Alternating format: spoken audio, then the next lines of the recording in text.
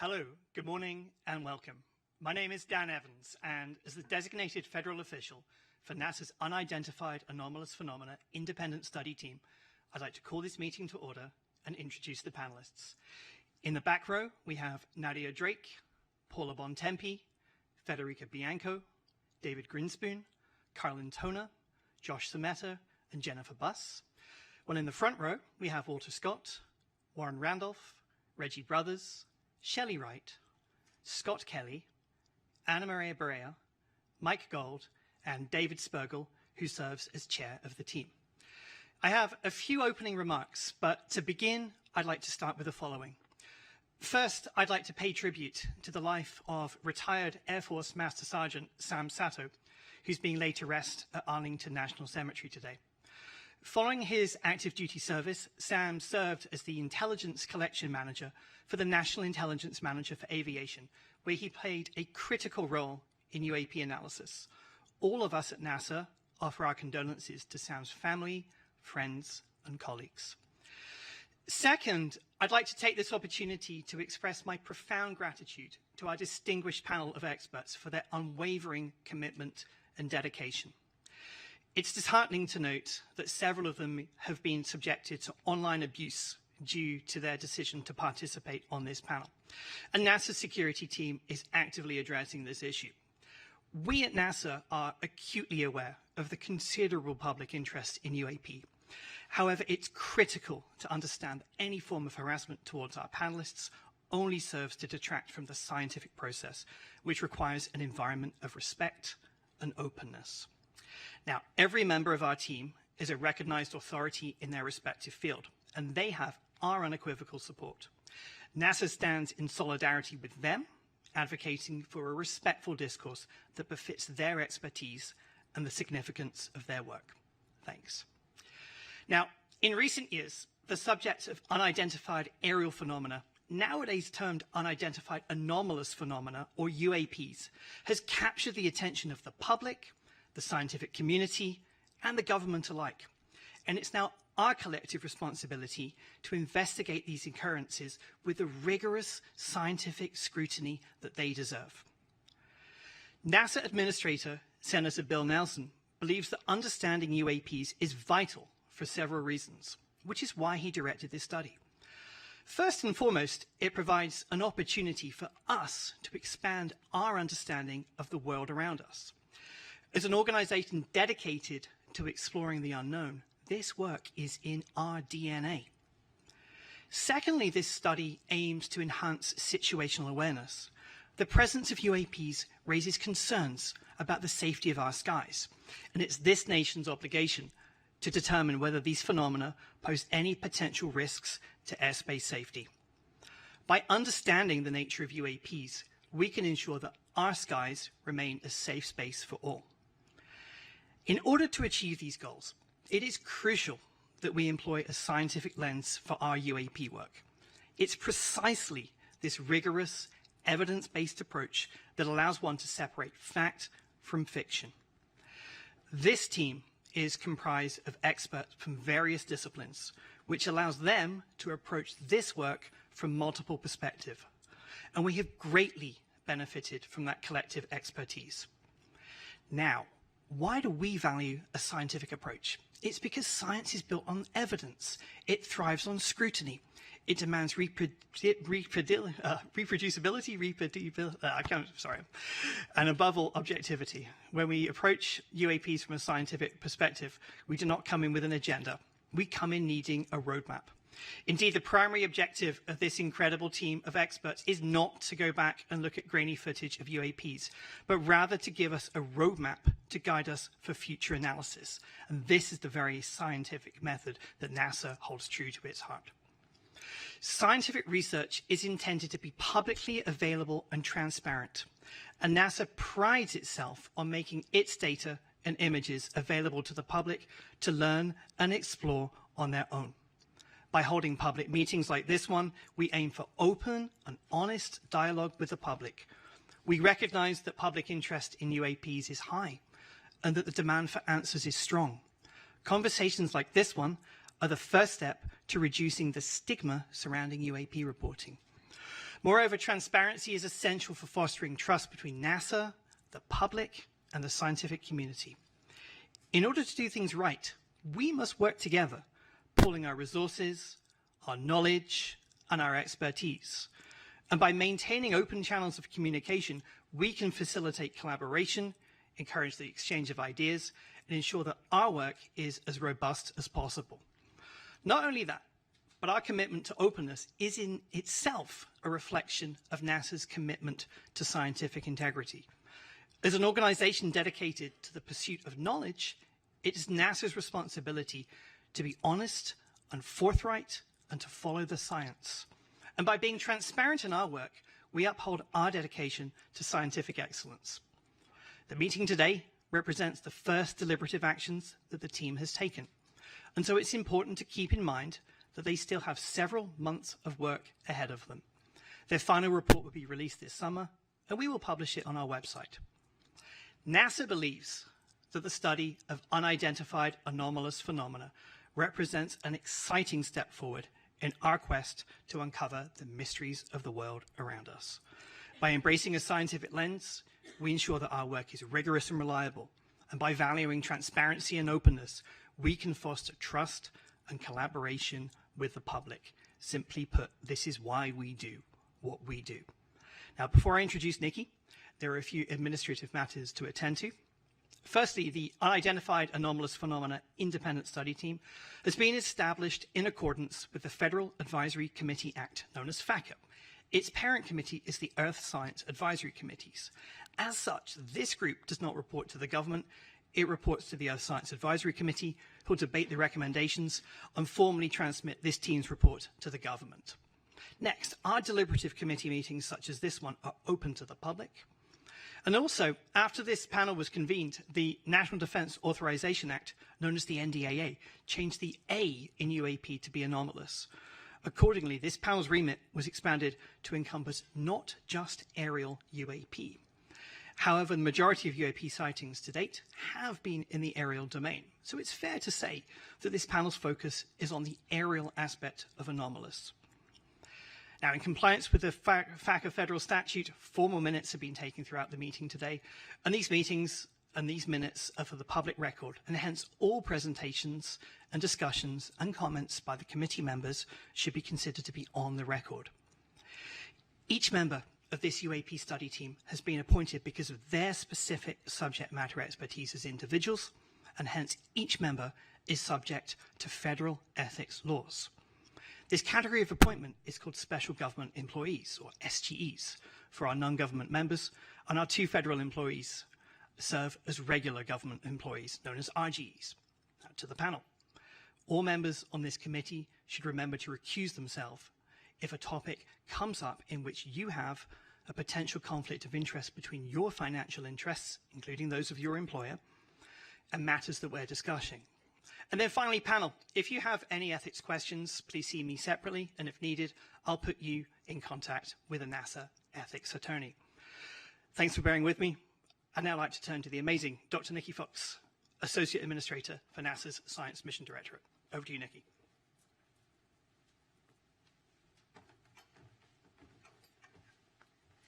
Thank you, Dan, and thank you to all the members of NASA's UAP Independent Study Team. Your selfless dedication to the pursuit of knowledge is just so commendable. And I want to thank you, the audience, for tuning in today to watch our first deliberative meeting of NASA's Independent Study Team on evaluating and categorizing unidentified anomalous phenomena. Before I begin, though, I really do want to double down on Dan's words that it is really disheartening to hear of the harassment that our panelists have faced online, all because they're studying this topic. NASA stands behind our panelists, and we do not tolerate abuse. Harassment only leads to further stigmatization of the UAP field, significantly hindering the scientific progress and discouraging others to study this important subject matter. Your harassment also obstructs the public's right to knowledge. Our panelists are leading experts in the scientific, aeronautics, and data analytics communities. We are very lucky to have them on board to share their invaluable insights to inform NASA on what possible data could be collected in the future and how it can be collected to help us better understand the nature of UAP. The UAP independent study was commissioned to create a roadmap on how to use the tools of science to evaluate and categorize the nature of UAPs going forward. This roadmap, of course, will help the federal government obtain usable data to explain the nature of future UAPs. Transparency, openness, and scientific integrity are pinnacle to NASA's mission. They're at the forefront of this public meeting and have been throughout the team's 7 months on this study. As Dan noted, this is a working meeting, and so the public will have the incredible opportunity to witness the process of science in action. At NASA, we lead the world in exploration and are committed to rigorous scientific inquiry. The nature of science is to better understand the unknown, and to do that, our scientists need data. Right now, there is very limited number of high-quality observations and data curation of UAP. The existing data available from eyewitness reports are often muddled and cannot provide conclusive evidence that supports UAP recognition and analysis. Additionally, an object's background can complicate the data further and render it unusable due to conventional objects that can mimic or overshadow the phenomena completely, such as commercial aircraft, military equipment, the weather, and ionospheric phenomena like auroras. This lack of high-quality data make it impossible to draw scientific conclusions on the nature of UAP. Now, this team has used unclassified data from civilian government entities, commercial data, and data from other sources to inform their recommendations. And as Dan noted, they will be published in a public report that comes out this summer. I want to emphasize that there is really great benefit to studying unclassified data rather than classified data for this study. First, unidentified anomalous phenomena sightings themselves are not classified. It's often the sensor platform that is classified. And you can kind of think of it, if a fighter jet took a picture of the Statue of Liberty, then that image would be classified, not because of the subject in the picture, but because of the sensors on the plane. Second, unclassified data make it possible for our team to communicate openly to advance our understanding of UAP, not only with each other, but across the scientific community and to the public. This ensures a clear and transparent pipeline of information that can be built upon through generations to expand our understanding. This study relies on open data. Everything we use at NASA is open, and anyone can look at these records. So I invite you to visit our open data portal at data.nasa.gov to comb through our tens of thousands of data sets that are free and fully accessible to the public. Additionally, please check out data.gov/open/data for a great overview of where you can find the archives for our science and mission data sites. I am very, very much looking forward to hearing the deliberations put forth today from our distinguished panel of experts. Thank you so much for being here. Thank you, Dr. Fox. Before you go, I just want to open up to questions. Let me start with a question on this on the NASA data. I think one of the important things that we'll be looking at with other data sets and events is the data is not very well calibrated. Can you say just a little bit about how NASA goes through calibrating some of its Earth science data? Oh, yes. We very, very rigorous Earth science. I mean, all of our data sets, not just Earth science, go through extremely rigorous calibration. We don't release anything until it's really perfect. I mean, we have quick look data that is marked as quick look data. So, you know, you can use it to get preliminary findings, but wait for the really nicely cleaned up data. So a lot of rigorous protocol in putting out our data to make sure it is perfect. Do we have any other questions from the panel? All right. Thank you so much. Okay. Over to you.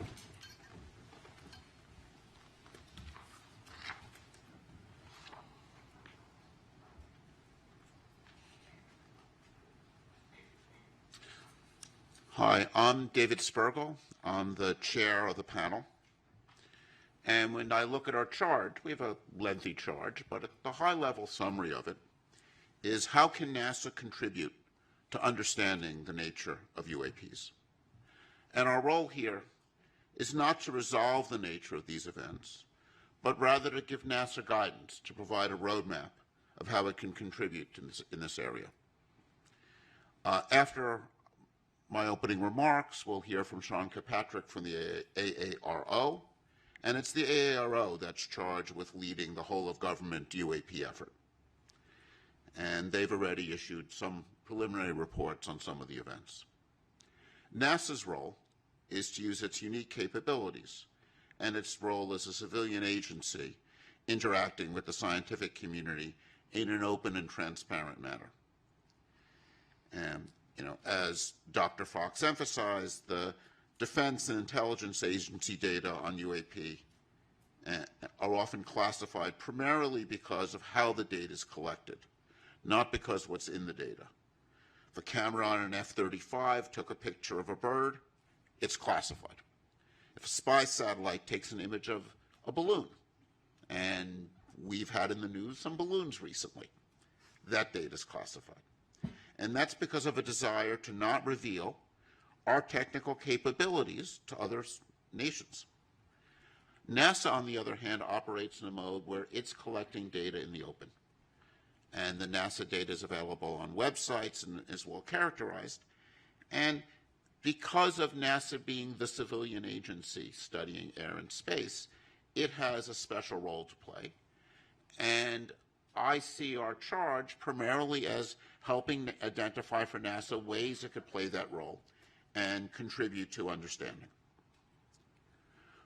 We've gone through a preliminary data collection stage, and to summarize some of the things that we've learned, the current data collection efforts regarding UAPs are unsystematic and fragmented across various agencies, often using instruments uncalibrated for scientific data collection. And if I think about the data that people have out there, it's in many ways what we'd like to think of as citizen science, but again, it is uncalibrated data, poorly characterized, not well curated.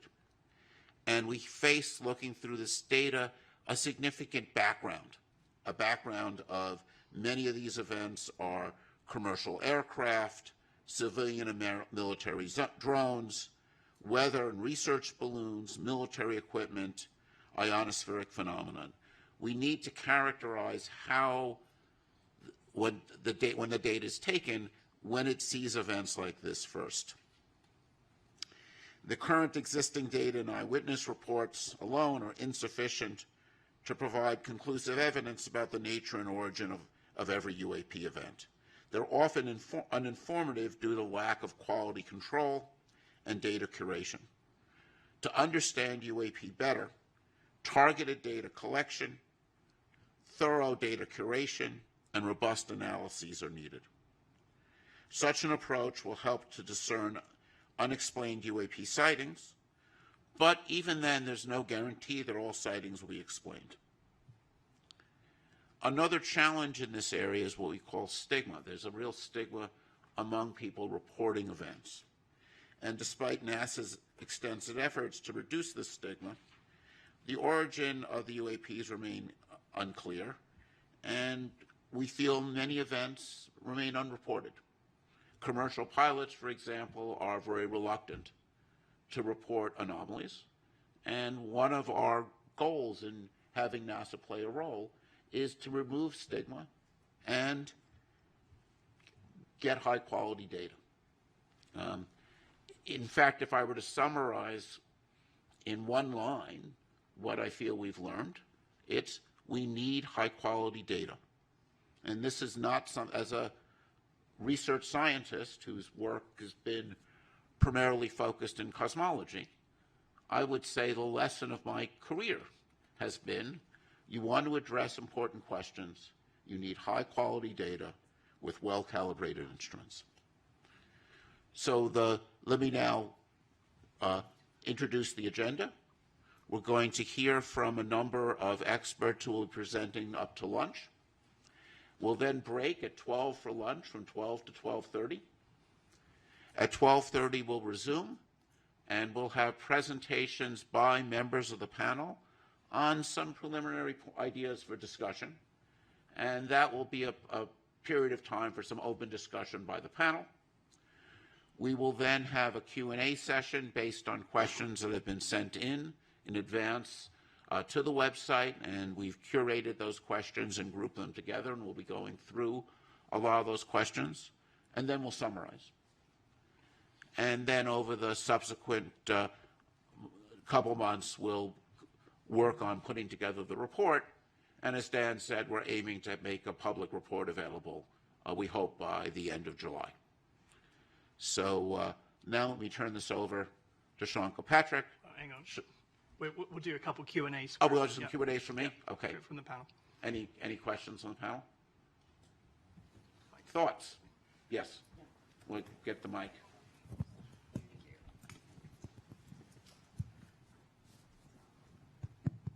Yeah.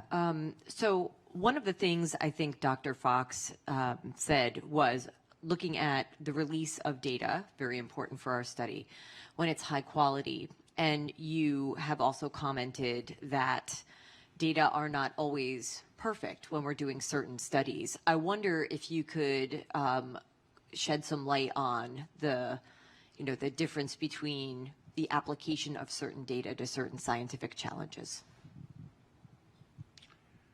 So, when you look at your camera is often designed to take an image in the daytime and might not be optimized for nighttime imaging.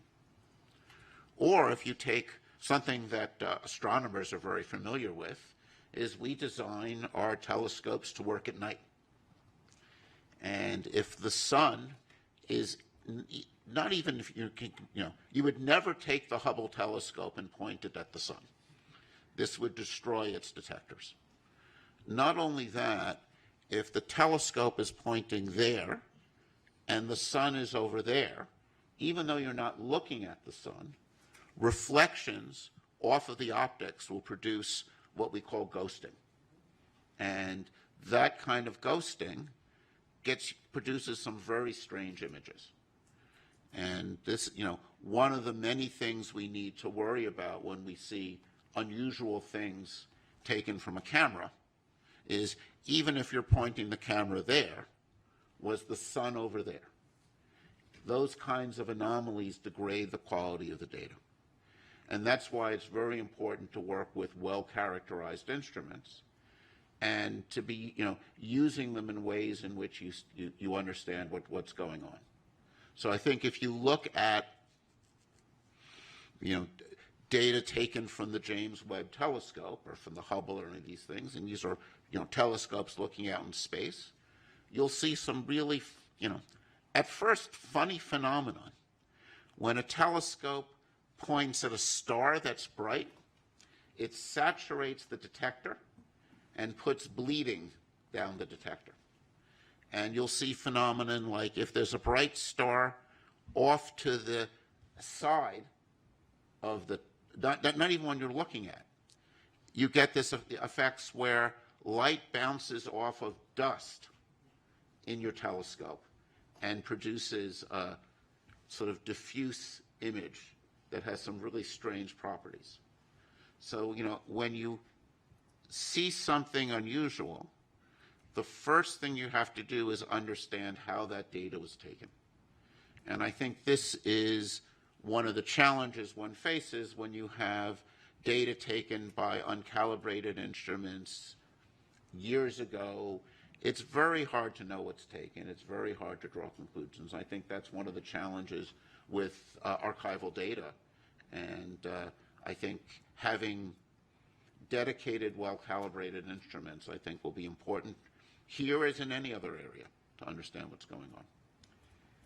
So, David, anomalies are so often the engine of discovery.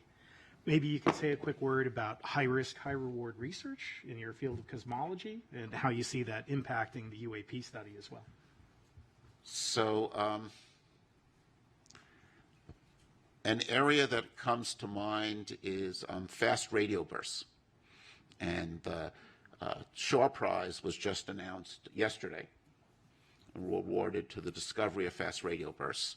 And these are these bursting signals that go off all over in space. And it's an interesting story because some of the bursts were real and are fascinating, and some of the bursts, there was a series of bursts observed by this observatory in Australia, and they had really strange structure, and people couldn't figure out what was going on. And then they started to notice a lot of them bunched together around lunchtime. And what had happened was the people at the observatory would heat up their lunch in the microwave. And something they would do is they would open the door of the microwave oven before the microwave stopped. This is bad for your microwave oven. It wears it out. But not only that, it produced a burst of radio signal that was picked up by these sensitive detectors. So this, I think, is an interesting lesson. Some events end up being something unusual and conventional, but some events with these FRBs turn out to be these powerful explosions which are taking place at cosmological distances. Their nature is still not fully understood. I think they're one of the really most fascinating objects we have, these bursts going out all over space. They're interesting probes because they're kind of lighting up space between here and there. And they're a subject of very active research. And if one looks at the history of these FRBs, at first they were discovered, not believed, then finally confirmed, and they were discovered by instruments that were very sensitive but not optimized for this. And now what we're doing is we're optimizing instruments and optimizing software to look for these events. And it's often these surprises that turn out to be most interesting. And, there are phenomena like sprites, which you can think of as upward-going lightning, which were seen by commercial pilots and somewhat not believed, right? Because they were very strange. And it was really only when we were able to take very high-speed imaging data, data taken often from places like space station, that we were able to see that and learn about these fascinating ionospheric phenomena. So it's surprises are really interesting. I mean, I think this is one of the fascinating things about the UAP phenomenon. If it's something that's anomalous, that makes it interesting and worthy of study. Other questions? Great. So now let me turn over to Sean.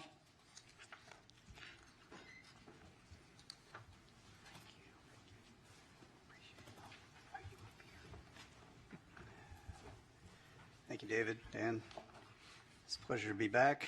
Good morning, everyone. I want to start by thanking NASA for convening today's UAP Independent Study public meeting and inviting me to continue to participate.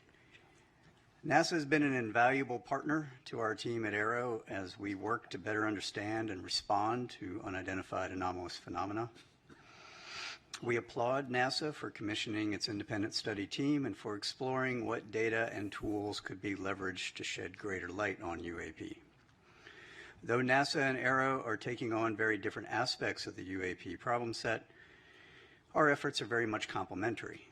We both are committed to the scientific method, to a data-driven approach, and the highest standards of scientific research integrity. While NASA is evaluating unclassified data sources for its study, AERO's data set includes classified material with a focus on national security areas. However, all of this data collectively is critical to understanding the nature and origin of UAP. NASA brings unique capabilities, world-class scientists, and a wealth of academic and research linkages. NASA also has access to Earth sensing satellites, radiological sensors, tools for gravitational wave, geomagnetic wave detection, and means for analyzing open source and crowdsourced data that may assist both AERO and NASA in their UAP efforts. We are very grateful for the partnership and welcome the opportunity to join with NASA to share our collective findings with the public as the U.S. government moves towards greater transparency on this issue. Last month, I testified before members of the Senate Armed Services Committee on emerging threats and capabilities and shared some of the progress made since AERO's establishment in July 2022. I discussed AERO's scientific and analytic approaches, its efforts to improve UAP data collection, standardize our reporting processes, leverage our partnerships, and meticulously review the U.S. government's UAP-related historical records. As I told the subcommittee then, the resolution of all UAP cases cannot be accomplished by DoD and the intelligence community alone. AERO's ultimate success will require partnerships with the interagency, industry, academia, the scientific community, and the public, which all bring their own resources, ideas, and expertise to the UAP challenge. We believe robust collaboration and peer review across a broad range of partners will promote greater objectivity and transparency in the study of UAP. Of course, NASA's UAP independent study team was convened very much in that spirit. I also emphasized to Congress that only a very small percentage of UAP reports display signatures that could reasonably be described as anomalous. The majority of unidentified objects reported to AERO and in our holdings demonstrate mundane characteristics of readily explainable sources. While a large number of cases in AERO's holdings remain technically unresolved, this is primarily due to a lack of data associated with those cases, very much along the lines of what David was just speaking about. Without sufficient data, we are unable to reach defendable conclusions that meet the high scientific standards we set for resolution. Meanwhile, for the few objects that do demonstrate potentially anomalous characteristics, AERO is approaching these cases with the highest level of objectivity and analytic rigor. This includes physical testing and employing modeling and simulation to validate our analyses and the underlying theories, and then peer reviewing those results before reaching any conclusions. AERO has shared these cases with the appropriately cleared NASA team members in order to discuss and help recommend potential scientific areas of study that NASA may want to take lead on. I'll underscore here, as I did before Congress, that AERO's work will take time if we are committed to doing it right. AERO is committed to the highest standards of scientific research integrity, as we know our partners at NASA are as well. Thanks again to NASA for hosting this public forum for UAP discussion and information exchange. And I'd like to turn to a brief presentation that includes some recently declassified footage and trends for discussion. Next slide, please. So some of you probably saw a version of this at the open hearing last month. This is an overall review of all of the analytic trends of all the cases that we have to date. While the numbers may have changed a little bit, the overall trends remain the same. Most of what we are seeing reported by aircraft are at the altitudes where we fly aircraft. That should not be a surprise. You will note, however, that I have no space reports and I have no maritime reports. That is notable, even though we are looking across all of those domains.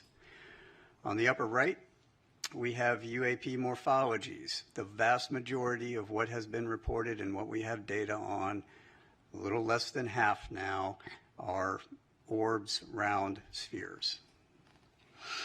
And in the bottom right, you will see in the heat map of the areas where we get most of our reporting. This is very much a collection biased map. This is where our sensors are, our military, NRIC, and some of the FAA data. In the middle, it is what we call our typical UAP characteristics for the vast majority of the cases that we see.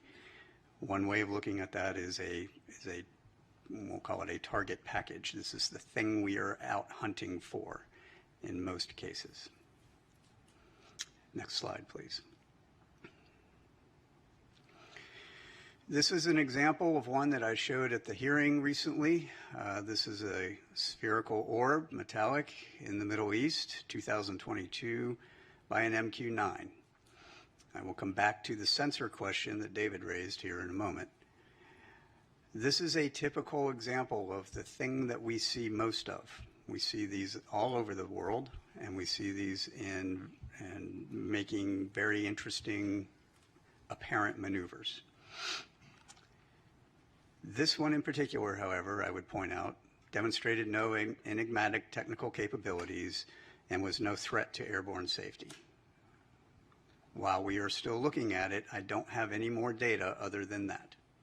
And so being able to come to some conclusion is going to take time until we can get better resolved data on similar objects that we can then do a larger analysis on.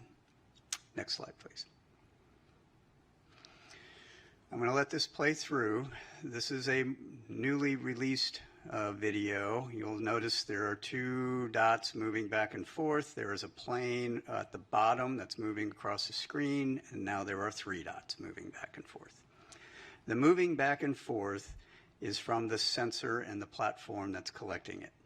This is a P3 on a training mission in the western United States. They picked these up and they tried to intercept and was unable to intercept them.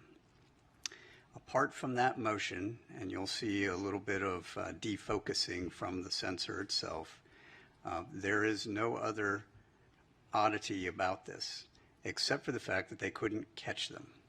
The reason they couldn't catch them is because after further analysis, it was shown that those objects were actually much farther away from the P3 than they thought. And in fact, when we went even deeper, looked at air traffic control data, we were able to match those to aircraft on a major flight corridor heading into a major airport for landing. This is the kind of thing that can spoof and or provide misperception of both very highly trained pilots as well as sensors, right? And this was reported as an odd grouping of 3 UAP. All right. That is not to say that the pilots didn't know what they were looking at, or they knew what they were looking at, but they weren't really sure. But it also is meant to say that when they're not sure, they're reporting it now, and that's what they're supposed to be doing. And then we have to go look at it. Next slide, please. That brings us to really what is Aero doing in the science and technical realm. So this is one of those areas that I'm going to expound a little bit more on than we did in the last hearings. Aero has a robust scientific plan that we are required to then provide to Congress here pretty soon. One of the first things that we're doing is looking across all the existing sensor data against that typical UAP target that I gave you up at the very first slide. That goes beyond DoD and IC sensors. That's commercial, that's civil, that's and with partnership with NASA sensors and NOAA sensors. Understanding if any of these Earth sensing satellites, any of these airborne platforms, any of these ground radars, whether it's FAA or other, can actually see these things, given what we've got so far, is going to be an important first step to understanding which sensors are going to be relevant. From there, we are augmenting with dedicated sensors that we've purpose-built, designed to detect, track, and characterize those particular objects. We will be then putting those out in very select areas for surveillance purposes. Partnerships with academia, exploring the signatures to match to our data. So understanding if a thing is moving and if it is doing certain anomalous activities, what are the signatures we would expect to see? How do we pull on that? And then from there, how do I tune my collection architecture to go after it? Statistical analytic techniques. We're working with a couple of universities on how do I do broader-based statistical analysis on unclassified and classified data so that I can apply those analytics to our holdings. and then AI and ML analytic techniques for searching out through the data what are the objects, what are the targets that we're going after. We have partnerships with both DoD and DOE labs to explore our current state-of-the-art fundamental physics of UAP observations, both current and historical. In other words, if I have objects, those few that are doing some things that are anomalous, what is our current understanding of maneuverability, speed, signature management, propulsion? What are those underlying signatures that we would expect to see, and how do I then pull on that?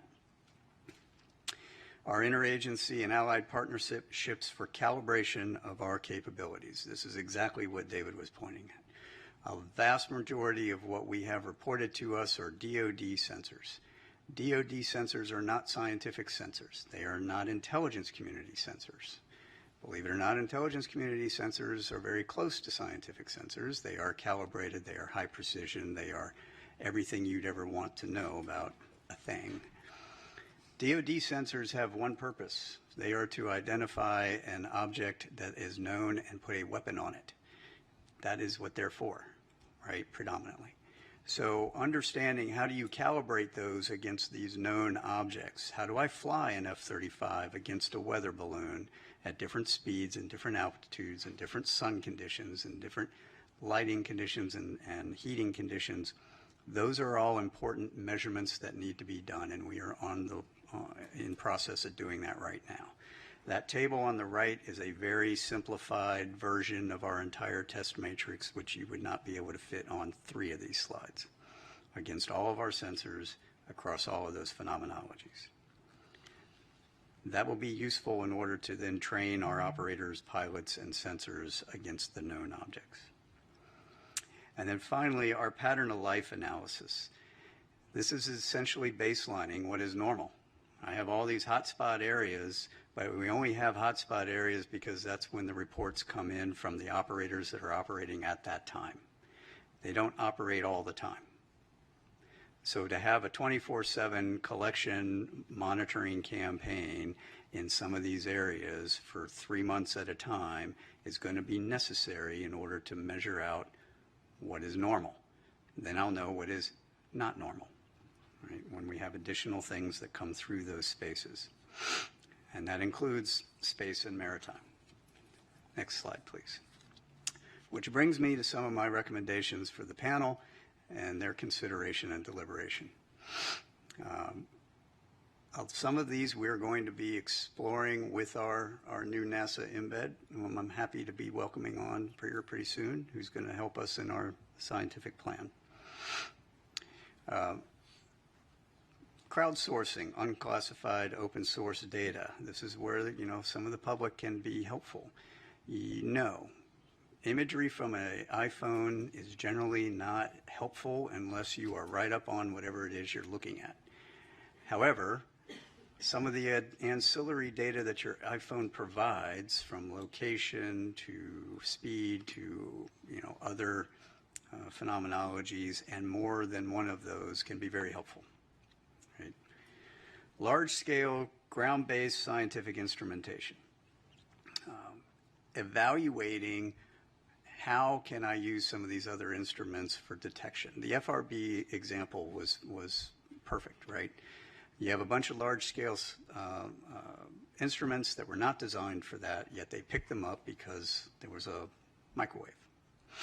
Well, we have a surrogate target package of what we think these things are, at least from what we've got reported to us. That was in the front slide.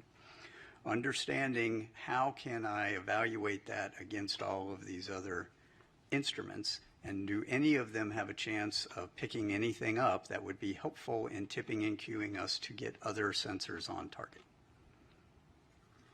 I think leading that evaluation of the scientific ground-based sensors would be useful. Also, the same thing for the Earth Sciences satellites, as we mentioned before. Intentional vice coincidental collection. So looking at how can I provide a tip and cue to both the ground and space-based scientific and academic sensor community to put additional sensors on a object when it is reported. I'm currently doing that with Aero, the Joint Staff, the commands for when they get tipping cue, right? So a pilot says something, they see something, they report it in, and we're going to turn on a whole bunch of new collection to go after it. I should be able to hand that same tip and cue to the scientific and academic community. So looking at how that works would be helpful. Peer reviewing advanced capabilities, the parameterization and the publication of that have not yet been engineered. We understand a lot of fundamental physics. It is the scientific community's responsibility to explore and document those fundamentals in peer-reviewed scientific journals to match to data so that we can weed out all kinds of different hypotheses, right? That's how science works. We need to make sure that we are doing that. I think leading that conversation would be very helpful from NASA's perspective. Archived scientific data. So we have a whole bunch of calibrated, large-scale scientific data from all these different instrumentations around the world. Taking a look at how can you apply maybe some AI, ML tools to search through that data for anomalous signatures that may correlate to things that we've got reporting on. That would be an interesting study. Distributions of sightings. I think this is a low-hanging fruit one, right? So if we take a look at all of the distributions of sightings that are outside of my national security areas that I've got classified reporting for, and they generate the similar distribution map as we've got, and we put those two pieces together, now I have a holistic picture. And then, of course, our foreign partnerships, building a robust scientific community of interest, review data, capabilities, conduct analysis, expanding upon our military and intelligence collaborations across the world into the scientific and academic world. And with that, those were my thoughts. We've talked about some of these in the past. It would be interesting to hear if there's any further questions or deliberations on any of those points, and I'm happy to take any questions that you all have. Great. Thank you, Dr. Kirkpatrick. And I also want to take this opportunity to thank you and the AARO for your openness in providing this committee with insight and information about what you've learned so far, how we could work together. I think this is very much an area where it's going to be essential that NASA be a partner and be a good partner for AARO. And I think really want to thank you for your role with this committee in helping to start to build that partnership. It's been my pleasure. And let's, Reggie. Hey, Sean, thanks for the briefing. Question. We talked a lot about data already. Let's talk about sensors for a second. So you mentioned that you work with labs, academia. Do you see a need to go beyond what you mentioned earlier? That is the type of sensors we have right now, which are based on national security threats and certain phenomenologies and frequency ranges, these kinds of things. Do you see a reason of going beyond that? Yep, And absolutely. So what are some of the challenges you see there, materials or what have you? So can we go back to the front slide, just the first slide where the target characterization is?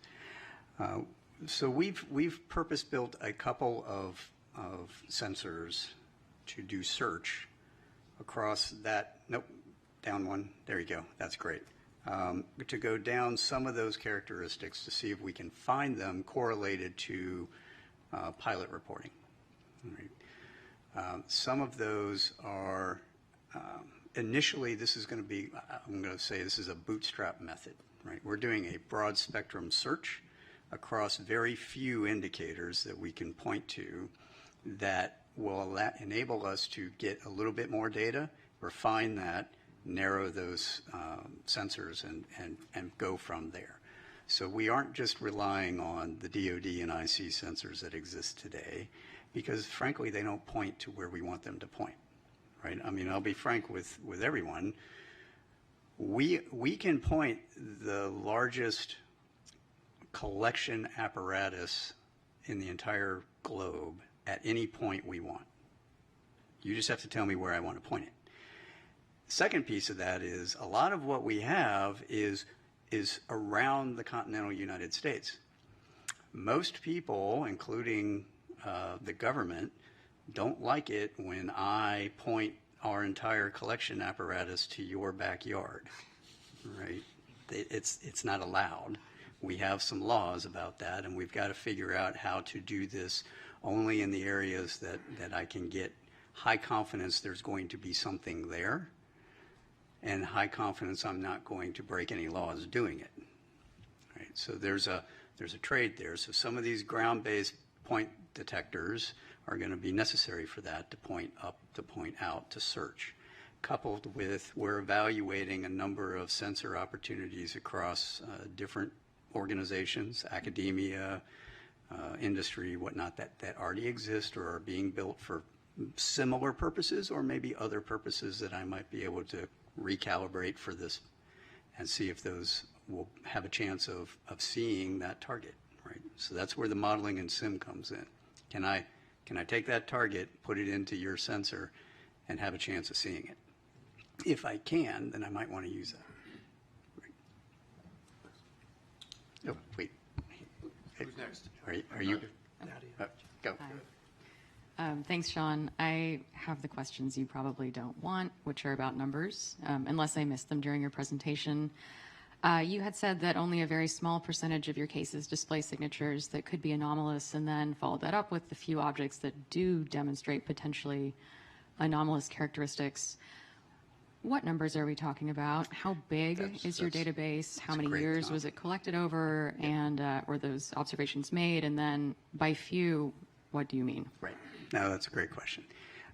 So this chart, as I mentioned, we've updated with our current data holdings. At the time of my open hearing, we were at 650 cases-ish. We are now over 800. We are putting together our annual report, which will be due August 1 to the Hill.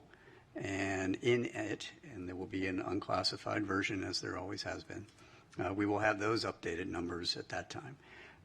We roughly get, I mean, you can do the math, you know, it depends anywhere from 50 to 100-ish new reports a month. Now, the reason we had such a big jump recently is because I got FAA's data integrated in finally, and so we ended up with like 100 and some odd new cases.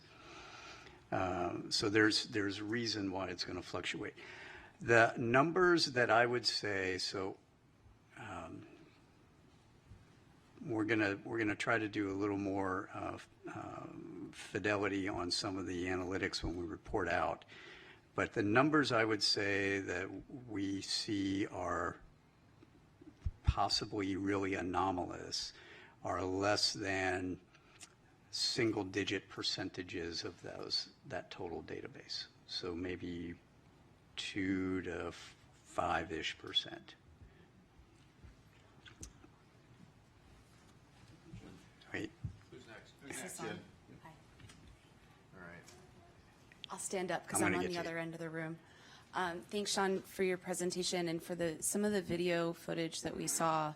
While we're all good scientists on this panel, I think that I look at it with an untrained eye of looking at that video. And so I see 3 spots moving, and everything else in the background looks like it's stable. Can you talk a little bit more about either the sensor platform or what we're seeing that's stable in the background? Because they've been identified as airplanes, and there's clear description of from other data sources that came in to help clarify that.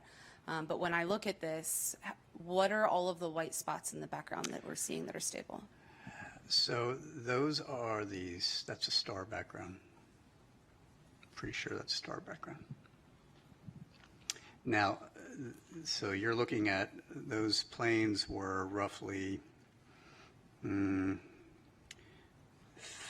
to 40-ish miles away, if I remember correctly. And when you see that smaller plane that comes in at the bottom, that one was much, much closer. It was like maybe 6 to 10 miles away, right? And so the jitter in the sensor is what you're looking at.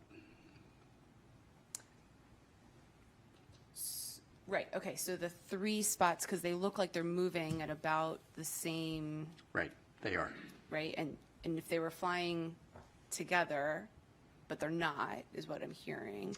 This is the sensor moving. They're in a flight line, Right, so they're equally spaced in a flight line, and the sensor is jittering. thank you, Yes, appreciate that. yes. Wait, Next. Walter's been waiting. Patiently waiting. Okay, if you go to your first slide, if you don't mind, not the title slide, but the one that trends had slide, the trends, yeah. It's the previous slide. There you go. Thank you. So I want to make sure I understand the slide. It says typically reported characteristics, and there are a bunch of things here, like, for example, size, altitude, speed. If it's being observed from a single sensor, use the example of like the airplanes that were coming in, and if you don't know how far away they are, how do you assess the size? Correct. How do you assess the speed? This is what people would report, but it isn't necessarily, What for is example, real. the size of the object or the speed or any of the rest of it. Do I understand that correctly? Partially. Okay. So this is not all single sensor observations. Some of these are very much multi-sensor observations. Okay. And this is parameterized to cover the range of things for any given parameter, the range of what's possible and what has been observed. Okay, and then on the next slide, the one where you've got the, Orb. whatever it is, the meatball moving across the screen. Right, that one. So was there any look at sensor artifact, data processing artifact? I mean, the first thing that, whenever I see anything that's anomalous, I look at how was the data collected. Yeah. So yes, these are so this is an EO sensor on an MQ-9, and we understand that very, very well. And so that is a real object, absolutely. Anna Marie. You mentioned that in partnership with academia, you also use AI ML techniques for existing data sets, possibly some of them open source. Can you explain a little bit more what kind of AI ML techniques you're using? Are these about anomaly detection? Are you using anything related to natural language processing? Are you using anything related to computer vision? Right. So we're looking at a number of different capabilities that span, I think, a lot of what you've just said. So we've got, we haven't applied it yet. We are researching how we're going to apply it. So natural language processing for the reports from pilots, absolutely. All right. Target recognition, so I can train a model to look for that thing and go back through all of our holdings and go, give me how many of these you have, right? And then try to figure out what those are. Right? So I have not put anything out there yet, or have not looked at anything yet for active targeting in real time, because I don't know exactly what I would train it to go look for. I just know what we have. So I want to get more confidence on what we have before I go and do that, except for balloons, right? We're trying to get rid of balloons as quickly as possible.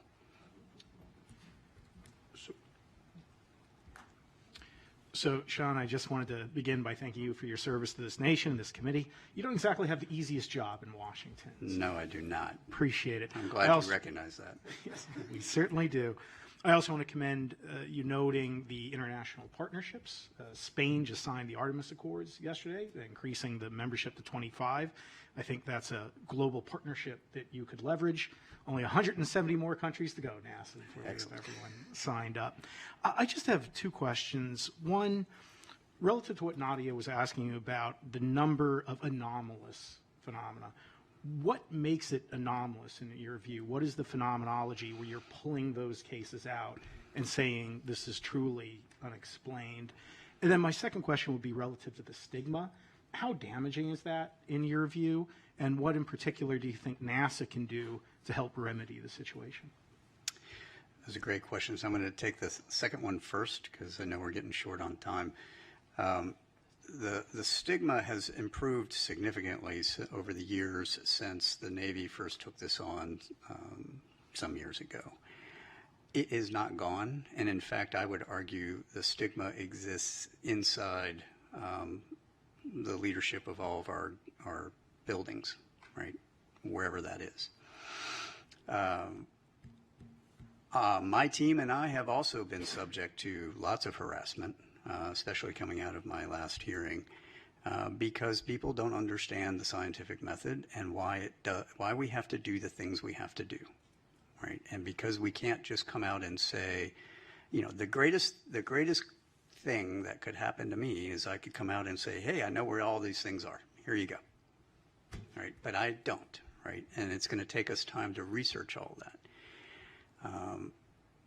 People want answers now, and so they're actually feeding the stigma by exhibiting that kind of behavior to all of us, right? That is a bad thing. Where can NASA help? I made that recommendation on NASA should lead the scientific discourse. We need to elevate this conversation. Right? We need to have this conversation in an open environment like this where we aren't going to get harassed. Because this is a hard problem. It is a hard target problem. We need to understand what is the things that are in all of our domains, space or air or undersea, and how do we make sense of that?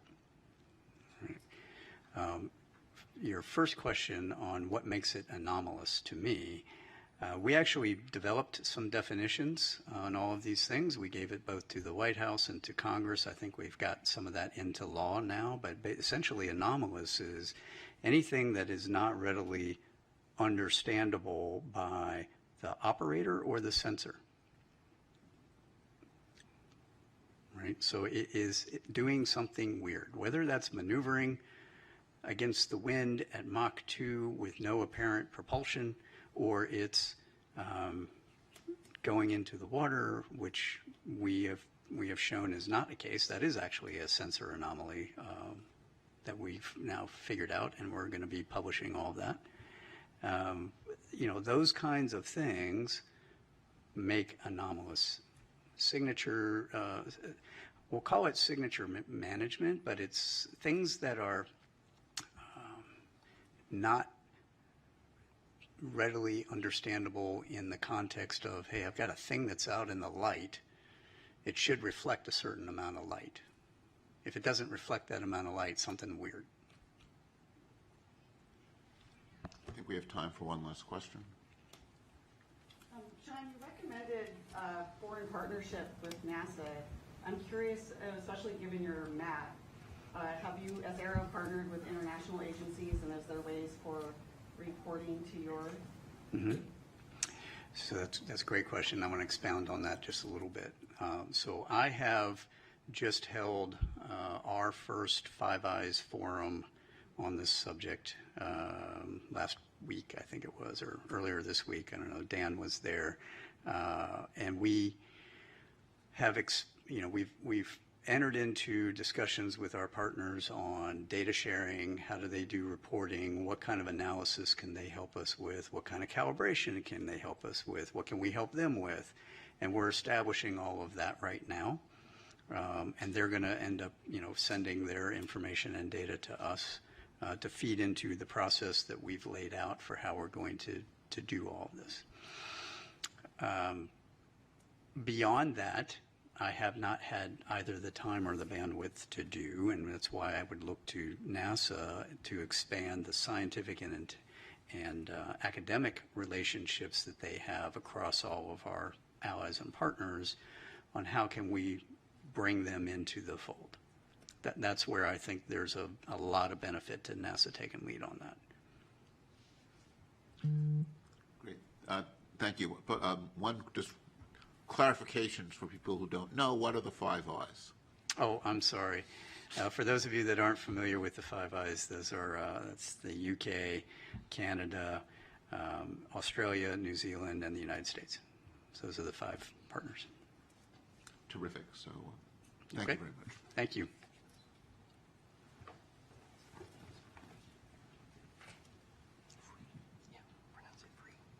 So our next presentation is from Mike Free from the FAA, talking about the FAA's role and what's learned.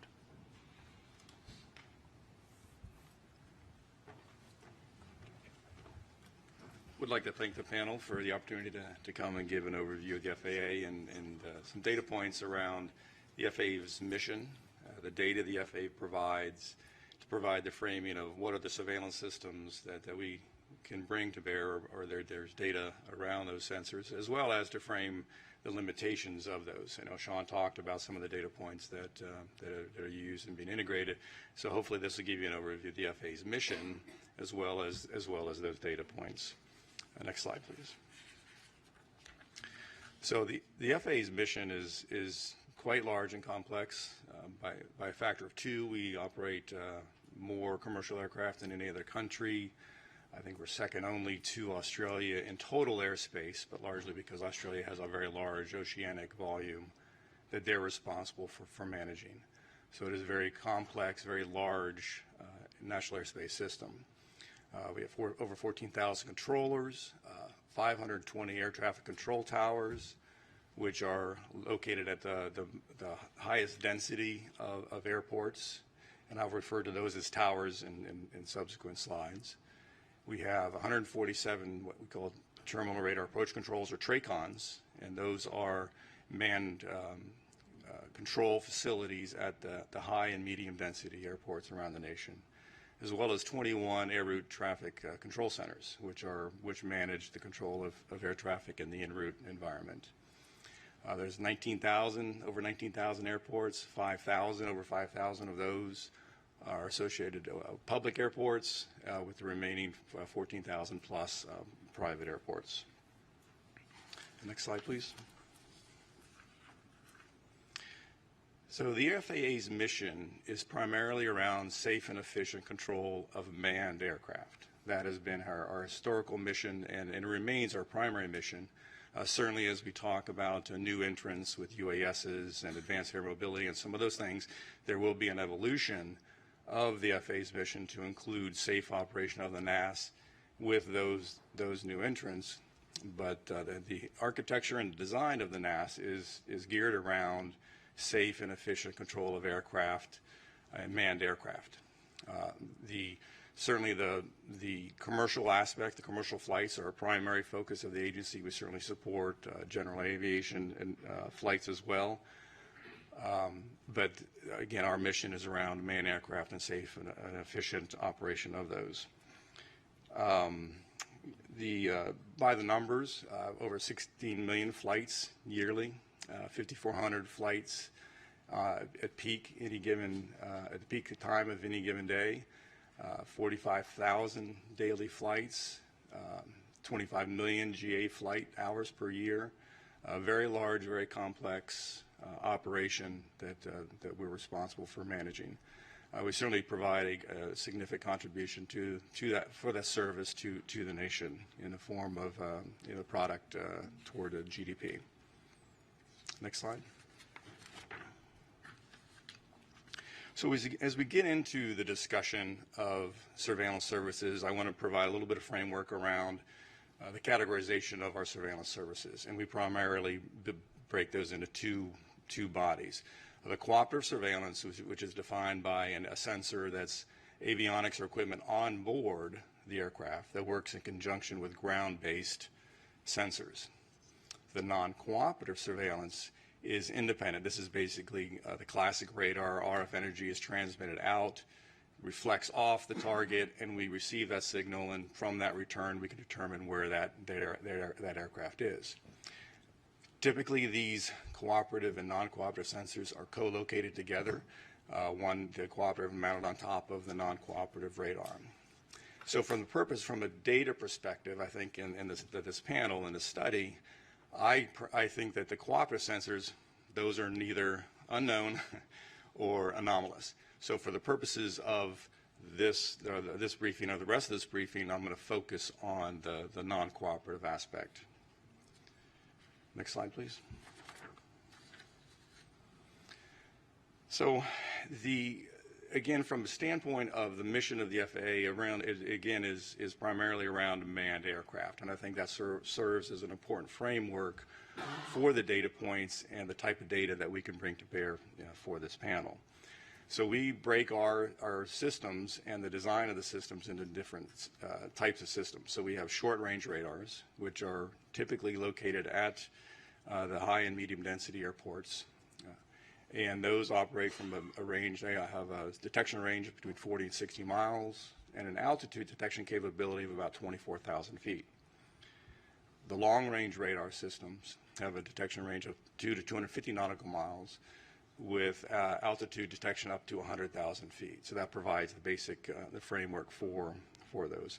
I will mention the Automatic Dependent Surveillance Broadcast, or ADS-B, only from a context that does serve as a primary data source and a preferred data source for the management of the airspace system, but it is a cooperative system, and for the purposes of the next slides as I get into the discussion of the coverage and the type of detection for those non-cooperative targets, it is not considered as part of those. And also surface surveillance is also something that we provide, but again, for the purpose of the study, I only include those for just a completeness perspective.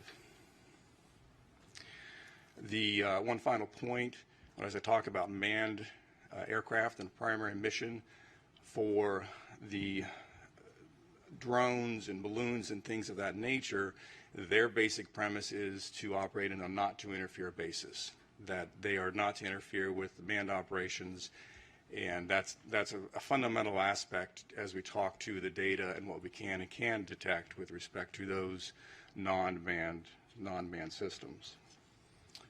Next slide, please.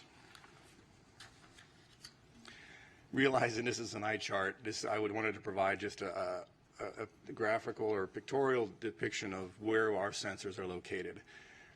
The green, blue, and pink balloons, if you will, represent our short-range radars. Those are located at airports. Those are where those are sited.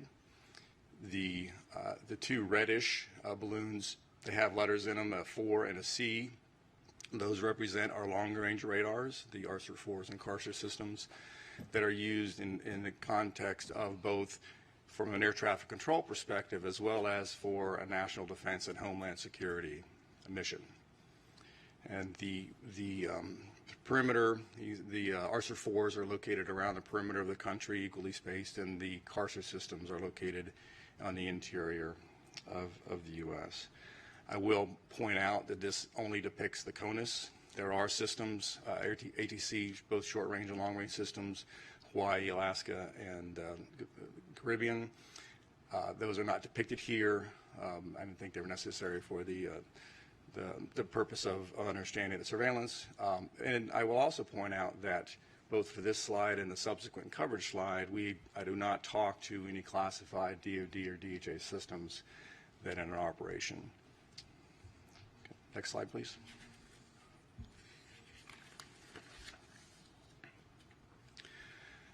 So what can the FAA detect and surveil, what can we not?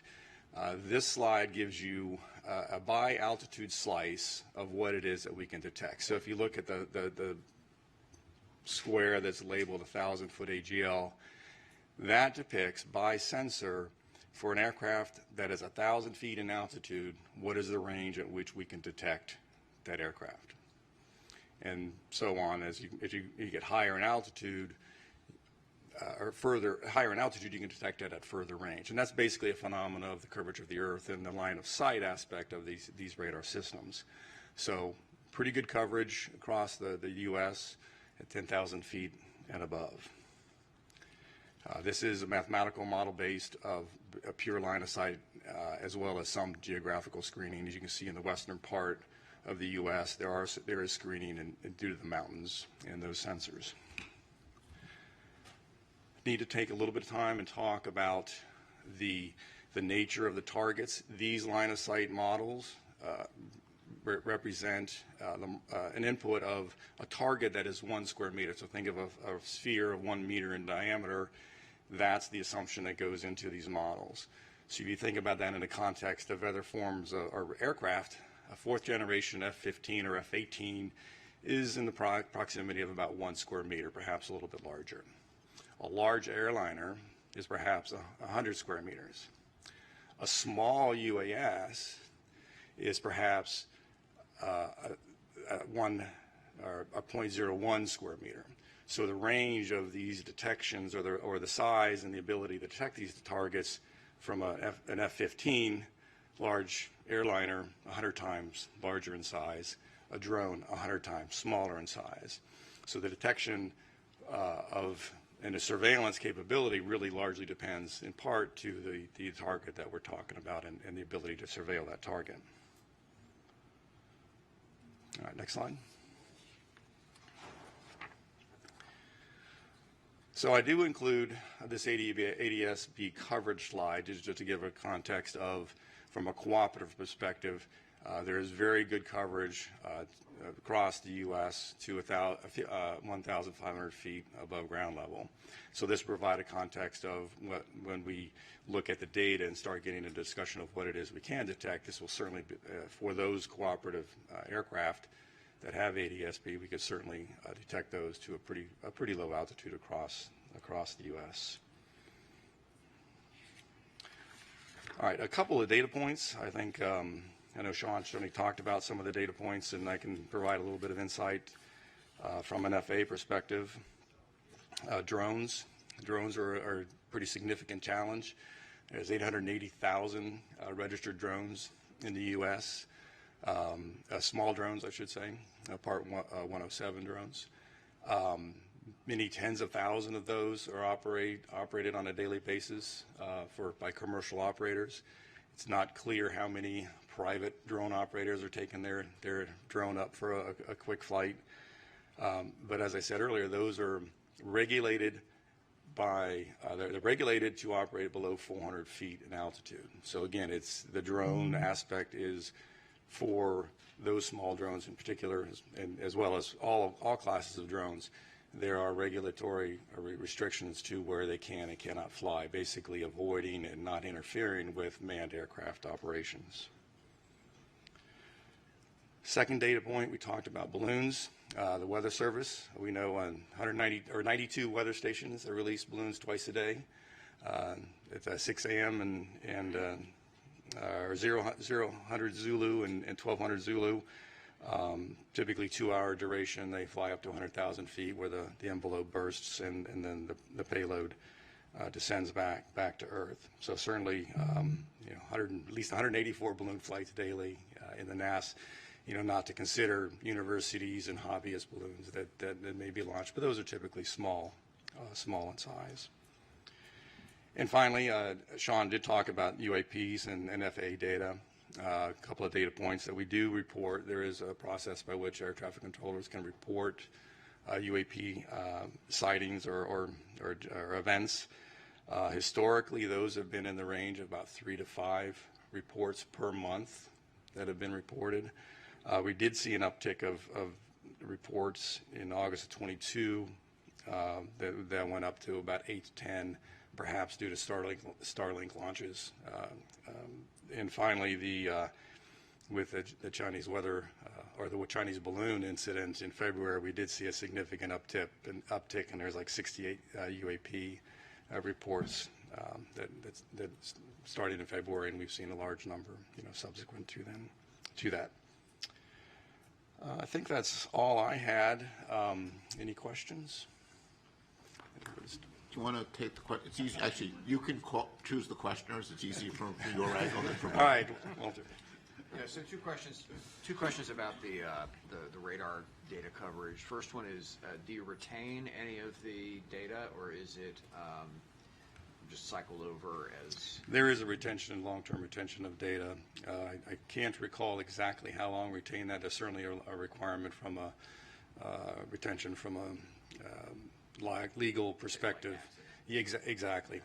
But I do know there is some periodicity measured in a term of months. Is it retained in terms of like the raw radar, or is some processed form of data that's retained? I believe it's a processed form of data that is what was displayed on the, whether it's an en route ERAM system or the STAR system. And then the other question is for the radars, are they operated in any sort of a tasked mode, or are they constant search mode? The current systems in our inventory, just they're fixed face, and they just rotate at either 12 RPM or 5 RPM, depending on whether it's an en route or a terminal surveillance requirement. All right, next question. Yes. Mike, forgive me if you mentioned this earlier. You said, like, I think you said 3 to 5 reports per month. Per month. Out of how many? That is 3 to 5 reports per month for all of the controllers in all of the U.S. So there's a process by which if they see something and they want to report that, they can go to report that to the den, we call it, but report, hey, I saw something, I don't know what it was. So that's 3 to 5 per month across the entire, 14,000 controllers per month. So, 45,000 operations any given day, 30 days, however many days in a month, it's a very small percentage. Can you describe actually about this? How do you encourage to report? Do you feel like the stigma on UAPs is impairing the reporting? Do you feel the reporting is biased? I'm not aware of I'll answer it this way. The process by which UAP is reported is part of the air traffic controller order. So basically, the air traffic controllers are allowed. It says, if you see something, here's the process by which the procedure by which you would report it. Other than that, I'm not aware of any specific stigma or limitations, and I'm probably not in a good position to speak to that. Other than there is that process, and that is the process that we use, and is what represents those numbers I talked to. And if I may have, I had a question prior to this one. How do you decide the sites where you deploy? You saw the map, and it has some very good coverage on the coastal areas. There were some areas of lack of coverage. Yeah. So if you go back one slide from what's presented here, what you'll see is in the eastern half of the U.S. there's a lot better coverage, but that's because there's a lot more population in the east, and therefore a lot more airports. And these systems are historically sited at the airports in support of those airport operations. To the west, obviously, less dense and fewer systems. Now, that's from an ASR, the short-range radar perspective. The long-range radars are pretty much equally spaced in order to provide the maximum coverage from a homeland defense and security perspective, as well as with higher altitude flights, the en route cruise phase of air traffic control. Warren. Mike, first, thank you and the FAA for coming to share this information with us. Second, can you speak to a little bit of the filtering techniques that we use? So with respect to, I know Walter had a question about the raw data and process, but can you just talk a little bit about, we actually aren't trying to detect everything. That's actually a very good question and a very good point with respect to what we can and cannot see. So there are, the closer to the ground you point a radar, certainly you can get lower elevations, but you also start to see the effects of trees and other ground-based clutter, as we call it, that starts to interfere. So we have great ability to detect a lot of things, but from an FAA mission perspective, our desire is to find that sweet spot of seeing everything to as low an altitude as we can to maximize our mission around safe operations of manned aircraft. Now, to pull that thread just a little bit further, there's also limitation with respect to biologicals or insects and dust and things of this flavor that most aircraft fly above a certain speed.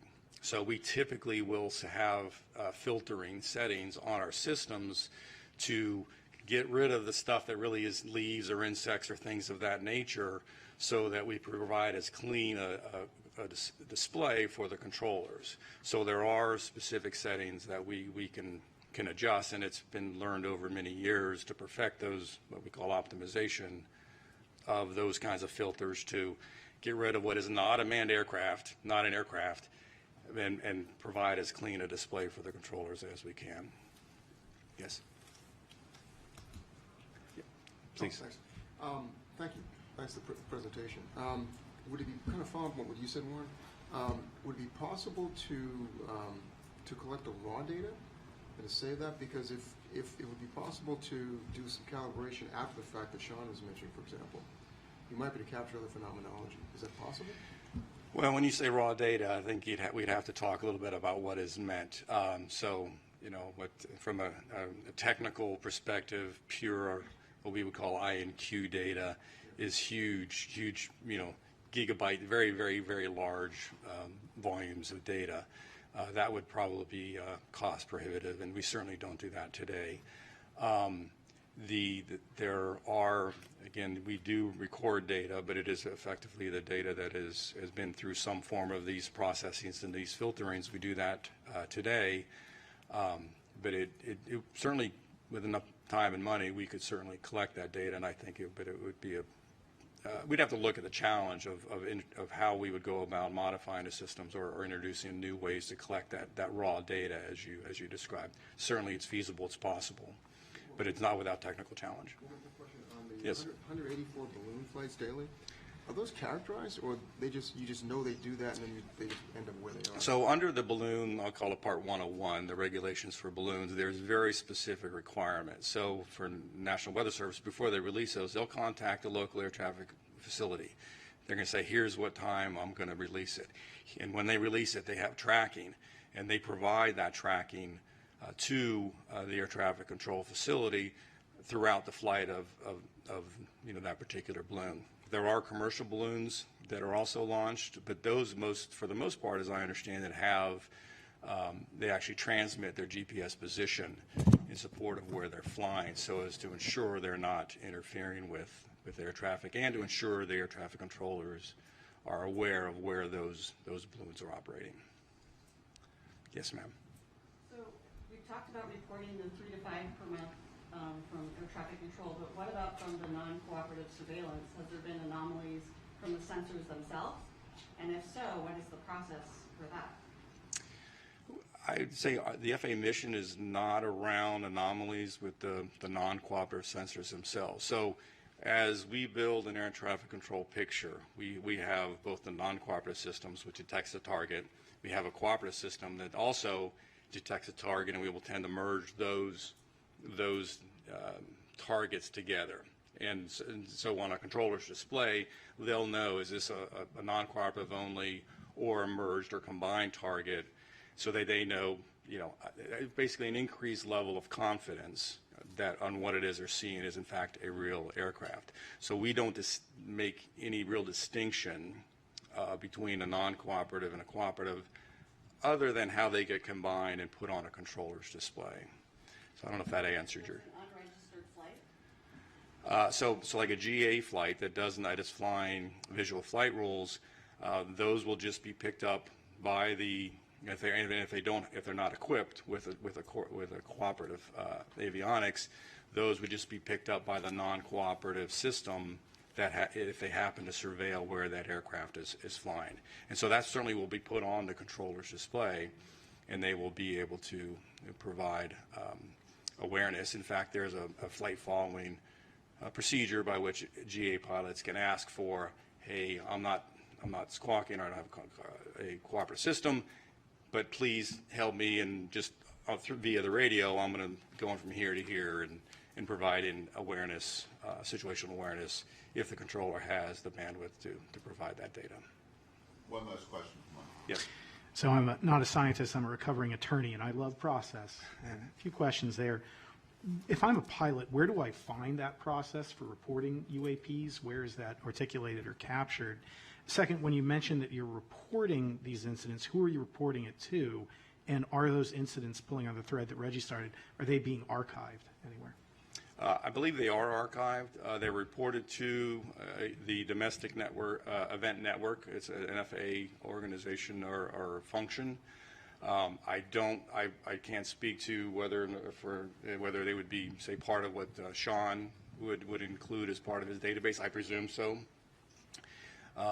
So I think that was the answer to the second question. What was the first question again? I'm sorry. Where does the reporting process live? If I'm a pilot, I see a UAP, where do I go to find out? That I don't know the answer to that question. Like I said, I'm familiar with the reporting process from a controller perspective and the order that's used to define how controllers do their job. I am not. I don't know the answer to the question from a pilot perspective. Gotcha.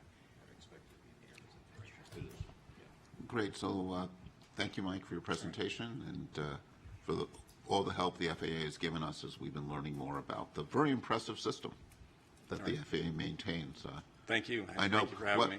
You know, for me, one of the many takeaways from this is feeling, just a little bit safer every time I fly, and thankful for you and your colleagues for what they do to make that possible. Thank you. And we're now going to take a quick lunch break. We'll be back at 12:30, and see you all soon.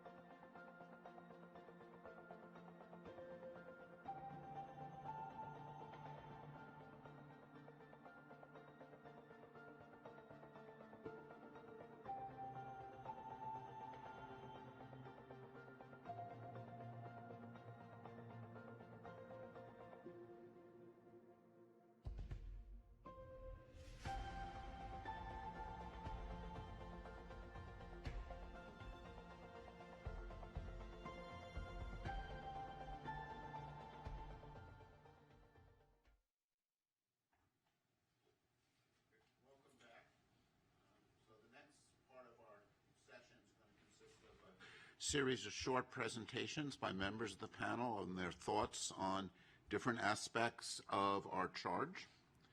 And the format is we're going to have them come up to the podium and speak. And I'm going to ask each of the speakers then to take questions. It's actually the angle with this setup is you can see the people better from the podium than I can, where it's hard to see people behind you. I'm going to try to manage the time. So as those questions come to an end, I'll cut you off and bring up the next speaker. And we'll move through the 6 topics, and then we'll have some time at the end for some general discussion. The first speaker will be Dr. Nadia Drake, talking about framing the issue of UAP.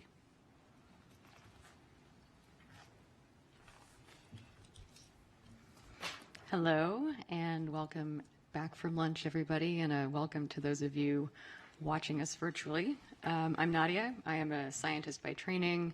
I'm also a science journalist now, and my job is to try and synthesize the information that we've learned so far and summarize the situation. So if you will, put together a framework for thinking about UAP. Now, I'm going to try and do this in a way that reflects the thoughts of the entire panel, although obviously we have a variety of opinions and ideas among us. So I'd like to leave some time at the end for you to weigh in with disagreements or concurrences as needed. So first, a housekeeping matter. The definition of UAP changed during the 7 months of our fact-finding process. UAP initially stood for Unidentified Aerial Phenomena, with aerial referring to events occurring in Earth's atmosphere. That A is now defined as anomalous, which includes the space, air, and undersea domains. As a panel, I think we have decided to continue focusing our recommendations on the aerial domain, because that is where the majority of sightings and events have occurred, and also because we couldn't fully pivot to address the expanded scope of the new acronym. Beyond that, there are 3 points I want to make. The first is that for a number of reasons, UAP are obviously quite interesting, right? That is why we are here. Recently, many credible witnesses have reported seeing unidentified objects in the sky, some of which are behaving rather peculiarly. In some instances, these reports include corroborating data from various instruments, various sensors. The challenge that we have is that the data needed to explain these anomalous sightings often do not exist or are incomplete for generating a conclusive analysis.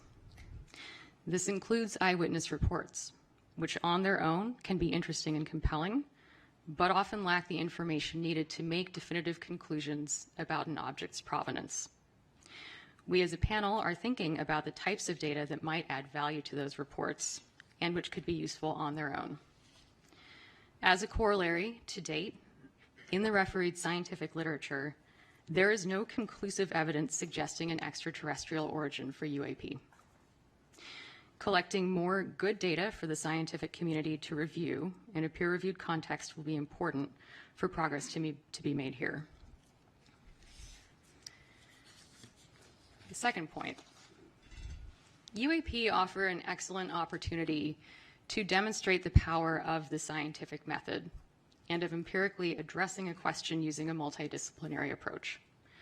It is our job as a panel to make some recommendations about how NASA might go about tackling this topic scientifically, taking advantage of the agency's resources, global outreach, and reputation. Key points to keep in mind here are that science is hypothesis-driven. Scientists build confidence in their theories by relying on well-calibrated, well-collected data, using well-established methods with rigorous evaluation and independent corroboration. In science, skepticism is not a bias, nor is it a bad word. It is not our job to define nature, but to study it in ways that let nature reveal itself to us, regardless of how exciting or disappointing that reality might be.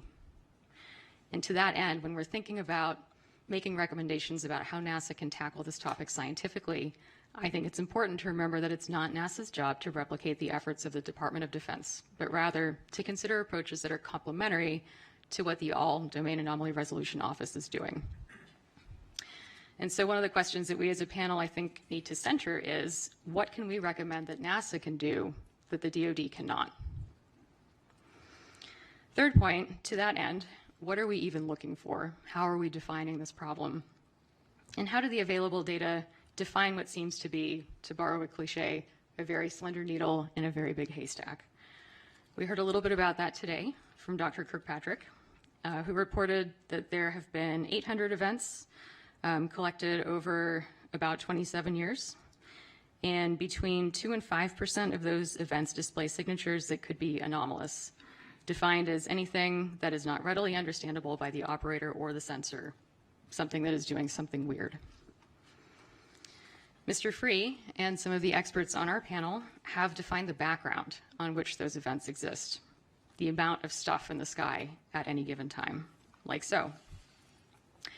On average, FAA air traffic control handles 45,000 flights per day in U.S. airspace, with 5,400 aircraft in the sky at peak time.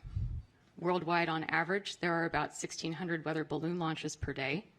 In the U.S., there are at least 184 of those balloons launched, and that doesn't include private companies or research flights. There are about 1.69 million recreational or model small uncrewed aircraft systems, and an additional 880,000 drones are registered for commercial use. And these are not controlled by air traffic control, and they are not scheduled flights. So that's our challenge. So in making recommendations as a panel, I think we need to look at what kind of imprint we want to leave. What does the situation look like 5 years from now? What does it look like 10 years from now? Why are we making these recommendations? We heard a little bit about this morning from both Mike and David, who noted that many discoveries in science are rooted in initially unexplained and bizarre phenomena. So by carefully scrutinizing the sky, or however we end up defining our search space, and by collaborating across disciplines, we are likely to learn new things about our planet. That's a fact. And that's the commensal science case we might want to consider when making recommendations here. All right. Does anyone have thoughts? Questions, thoughts, comments? Carlin. I guess I want to challenge a little bit. We changed the A from aerial to anomalous as the legislation required. But I'm not sure we precluded anything beyond the aerial for this panel. And so I've just raised that as a question for us, even though mostly what we've seen, and I think NASA's mission space would be more the aerial. I agree with you, and I think that is a parameter that we need to define as a panel. Yeah, I'll just quickly jump in and echo some remarks I made this morning that yes, the A changed from aerial to anomalous, but it's also accurate to say that the preponderance of events are in the aerial domain. That being said, your panel scope has expanded outwards, and I think we'll hear a little bit from David later on that very subject.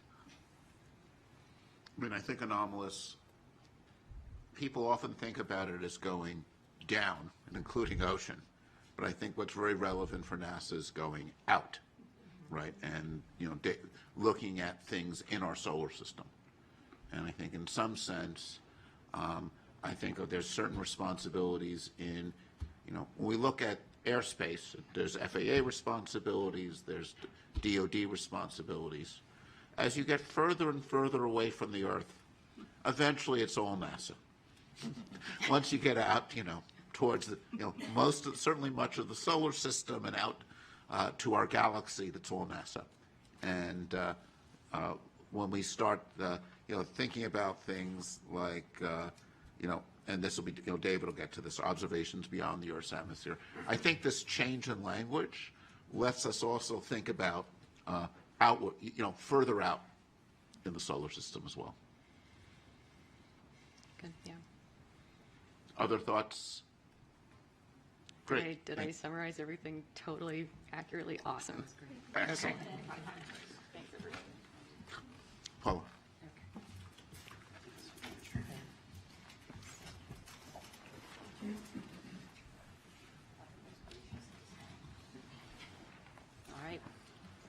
All right, thank you. So I thought that was the perfect intro and segue by Dr. Drake for addressing why NASA. What is or what are NASA's roles in UAP studies? So NASA primarily is a science-driven agency. It's committed to exploring and understanding air and space. And this includes, as we were just discussing, the unknown, right? Whether that's the farthest reaches of the universe or right here on our home planet. In that light, NASA has over 60 years of experience measuring phenomena in air and space, in air that might be aeronautics, astronomy, as well as measuring other Earth phenomena, and this may include aquatic or atmospheric phenomena as well. And they do this using the unique vantage point of space. NASA's mission, data, and technical expertise in science and engineering may also help investigate and understand any of the reported phenomena. It makes sense to explore what new observations or measurements or studies might contribute to the understanding of reported phenomena. In that light, Dr. Fox made this point this morning, there's a tremendous archive of NASA data. These are from satellites and other space-based and ground networks, as well as other assets, and these are freely and openly available to the public. NASA research, as was mentioned, also supports a wide range of methods. This includes advanced data analysis, modeling, cutting-edge computational and data visualization tools, and these are all useful for investigating unexplained observations, which may be crucial in studying these phenomena. Discoveries and results are all publicly available. And this can be something from the characterization of extraterrestrial solar planets or the hole in the ozone layer. And these are communicated publicly through many outlets through the agency. NASA also has a long-standing public trust. This is essential to communicate those findings about phenomena to the public and, as was mentioned several times, very important, to destigmatize the reporting and raise awareness of cultural and social barriers to doing so. NASA has a unique strength in leveraging public and private partnerships that could result in new technologies that may be useful in observing and understanding reported phenomena. These partners could include other federal agencies. We've heard from the FAA today, as well as NOAA was identified. And they may collect data that could help to understand reported phenomena. In addition, NASA has a strong record of international collaboration, which could be beneficial to study any of these phenomena, as that may require global cooperation and data sharing. And then one thing that really strikes me is that new understanding of anomalous events really comes from when we bring communities together, interdisciplinary communities that would not necessarily collaborate. And in my world, that might be biological and physical oceanographers, and I tell people to think a little more broadly. What if we brought together astronomers and earth scientists like we did on this panel? So those interdisciplinary research teams, as well as citizen scientists, could explore historical and current NASA and partner data for events, or more importantly, for environmental conditions around the time of reported events. And this may help in our understanding.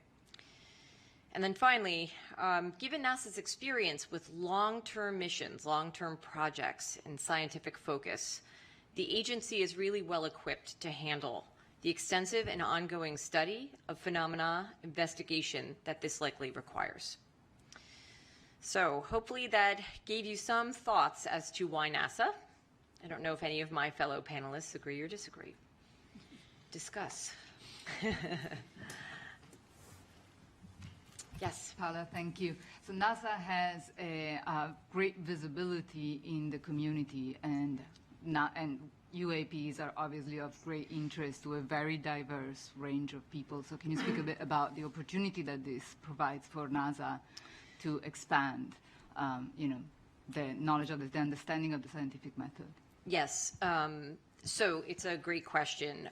There are multiple opportunities I think UAP present. The first, as I mentioned, I think is to bring together interdisciplinary research teams and scientists and citizen scientists to really take a look at, with an objective and perhaps unique eye, what the NASA Data Archive actually means. Blend in the partnerships, a renewed partnership that's at the federal, the international, and the private level, right? So I think there are any number of pathways that people could pursue that could be really advantageous for helping us to understand what's happening with any reported UAP. The questions? Thank you, Paula. This is Jelly Wright. Actually, my question and comment actually goes to both you and Nadia. Dr. Kirkpatrick gave us a definition of anomalous that it was not readily understandable to the operator or the sensor. And from the NASA's perspective, and for our panel, I think we have to consider a broader definition if we're talking about citizen science. And I'm curious of how we incorporate that, especially within the communication avenues that we were just discussing. It's a good question.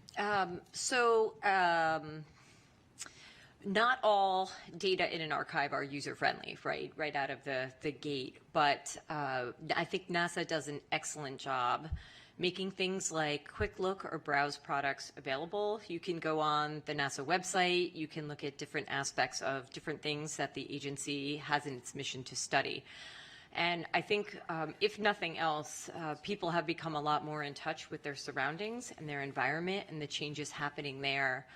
And so I think there's probably an opportunity for people to maybe not become overnight experts in how to process satellite data and use it for basic research in a complex fashion, but there are ways to utilize those data to look at your environment if you think you've seen something or you wish to report something. So communication, engagement in the public, I think, is a really important part of the destigmatization, for sure. Nadia, I don't know if you have anything to add. I was struck by the phrase "not readily understandable." I felt like that was actually doing a lot of work. So I think for our purposes, we probably want to come up with a slightly more specific definition of what anomalous actually means. Yes. Yeah. Okay. Good. Thanks. Federica, you're up next.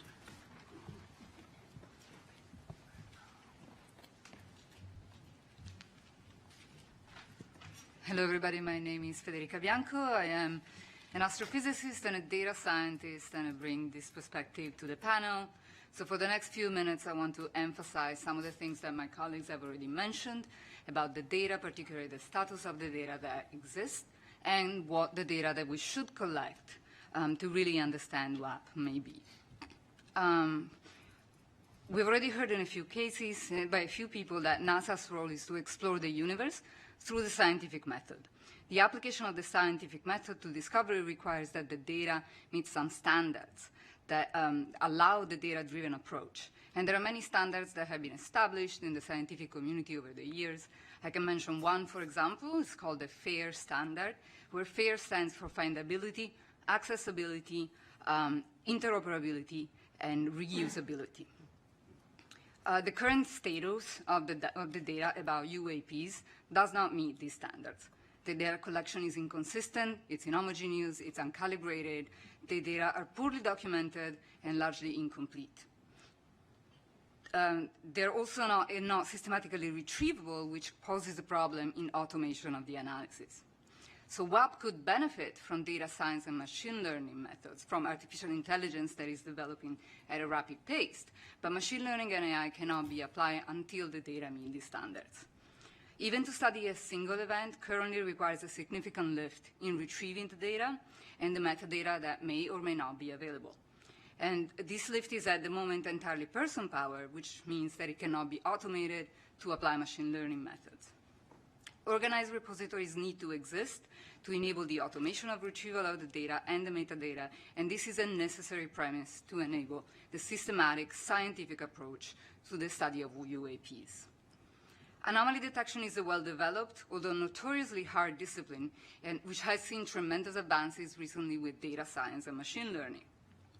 Usually, this means detecting rare and unusual signals in a complex that is noisy and rich with phenomena that we know. So there are two general approaches to anomaly detection in the scientific community. One is the following. If we know the signal that we expect, we can model it, and we can simulate it and maybe inject it in our data. So we can develop methods that are specific to finding those exact signals or signals that are similar to those. And we might be able to conceptualize signals coming from physical systems that respond to the laws of physics as we know them, but we cannot comprehensively produce all possible signals that could relate to or explain UAPs. So the alternative approach in detecting anomalies requires a thorough and deep understanding of what is normal and usual to tease out what is unusual and unlike the rest. These methods typically fall in the realm of what we call unsupervised machine learning. What is usual, maybe the balloons, the aircrafts, and a wealth of natural phenomena that we have heard of. And what is unusual, what is an anomaly, means anything that is not consistent with the way in which those things look in our data. Once the anomalous signal is detected, it can be studied in more depth, either through the discovery data itself, but that may not be sufficient. So then we may need to collect additional data to study these anomalies. And this is something that in astrophysics we typically refer to as follow-up data.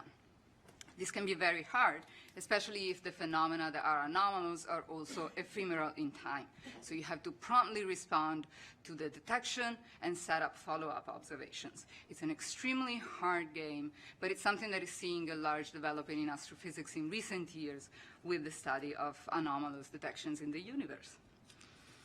This approach relies entirely on a comprehensive and systematic organization of the data, which is paramount, and on a deep understanding of all the data that is actually usual and known. The data that we might want to collect ideally will be collected in a multi-sensor and multi-platform and multi-site manner. Eyewitnesses reports, I want to elevate what Dr. Drake said, cannot ascertain the nature of UAPs. However, they should be considered because they may contain important information, for example, persistent sighting locations or seasonality. But they only really work if joined with quantitative data collected by sensors, as well as biophysical and psychophysical assessments of the witness and the impact that the experience has on them to really reveal the nature of UAPs. You've heard it from my colleagues a number of times. The data needs to be collected by sensors that need to be calibrated or calibratable. So we need to collect not only the data, images, sounds, spectral characterization of what we see, but metadata. The sensor type, the brand of the sensor, the noise characteristics, time of the acquisition, instrument sensitivity, as well as information about the circumstances of the data collection, for example, temperature or the location, or the conditions in which the sensor is at the time of collecting the data. The data should be collected simultaneously by different platforms, ideally in different locations in a multi-sensor system. So some of the data that we may want to collect are images, but also temperature, sound recording, spectral data emissivity that tells you the color in a very fine grid, as well as monitoring the motion of objects, which has been very important to identify what we have seen as UAPs that have been reported. Much of this certainly can be achieved with professional-grade infrastructure, and both new and existing infrastructure to do that, such as astrophysical and geographical observatories, both on the ground and satellites. Some modern observatories in particular are designed for the detection of time anomalies specifically, as well as for the detection of objects that move rapidly in space, near-Earth objects, asteroids, meteors, etc. So those could be leveraged for the study of UAPs. There is also some effort ongoing in the developing of facilities that are specifically designed to detect UAPs, and many of those comply with the characteristics that I just described. This level of information, though, can also be obtained by the public. We could crowdsource the data collection if a platform to crowdsource exists that supports the collection of data and metadata and the transmission of data and metadata.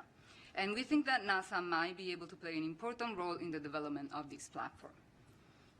To echo what Dr. Bontempi said, NASA has a wealth of experience in coordinating scientific studies, efforts across discipline and domains, serving as a bridge between communities in the interdisciplinary studies and studies across different countries. All of these can be supported, all of these can be leveraged to support the work of the other agencies in the identification and explaining UAPs. NASA also has a really important experience in data curation. We have heard about the sophistication of the analysis of the data that NASA provides, of the sophistication of the calibration that the data that NASA shares arrives to. We have heard about the open data policy that NASA data goes under. Furthermore, NASA has recently spearheaded an effort to review NASA and NASA partner archival data to prepare them for machine learning and AI, so that data can be served to the community directly and ready to apply AI methods on it. This is an important experience that could be leveraged in the study of UAPs. However, we do want to emphasize that the current status of the UAP data will make this lift really hard compared to even what is being done by NASA for astrophysical data. And finally, I wanted to emphasize what my colleague said. NASA has a great visibility. UAPs are of great public interest. And this could be an opportunity to really increase the reach of science, help people understand the scientific process, and maybe diversify the scientific community by attracting new talent into the scientific community due to the visibility of the problem. And I think that's all of my remarks. Questions? Lots of questions. Do you want to go, Reggie? So on the whole crowdsourcing front and getting reports from citizen scientists, what are you thinking along those lines? Is it providing a set of guidelines for how you report? Is it open sourcing a set of applications for cell phones to be able to pull in a lot of the right metadata? What does that look like? Yeah, so I think guidance would, just a set of guidance of best practices, et cetera, would just not be sufficient. I think what needs to be provided is a platform. You mentioned cell phones. Cell phones have been used for crowdsourcing, the study and detection of a number of things in astrophysics, in space science. So that can definitely be done. The issue, I think, is going to be to make sure that this platform reaches a large enough community to really have a crowd to source the problem and coordination. Something that this could achieve, for example, is the follow-up that I mentioned earlier, right? So we need this community that would use the crowdsourcing facilities to be connected so that if something is cited by one person, that message can go across and a broader community can point their sensors to the problem, to the sighting. And the data has to be transmitted to a place that can centralize it and curate it. Yeah, please feel free to say this is a bad idea.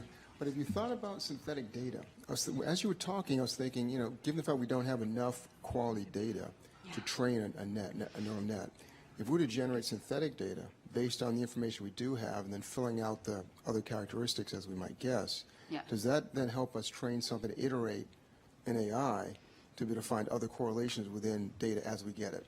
So we do it all the time in data science, right? We do generate data sets where the data sets are sparse or scarce and we cannot train machine learning models. It's a risky business because in the data that we generate, we embed the bias that we have. So we embed our thinking about the data, the way in which we think the data looks and the way in which we think the anomalies look. So particularly in anomaly detection, it is a very difficult thing to do to try to make sure that you don't bias your models to what you know.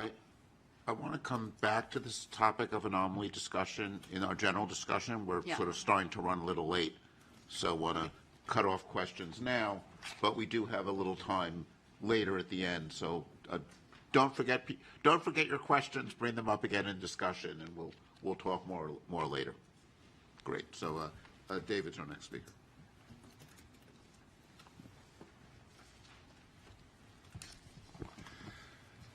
All right, good afternoon.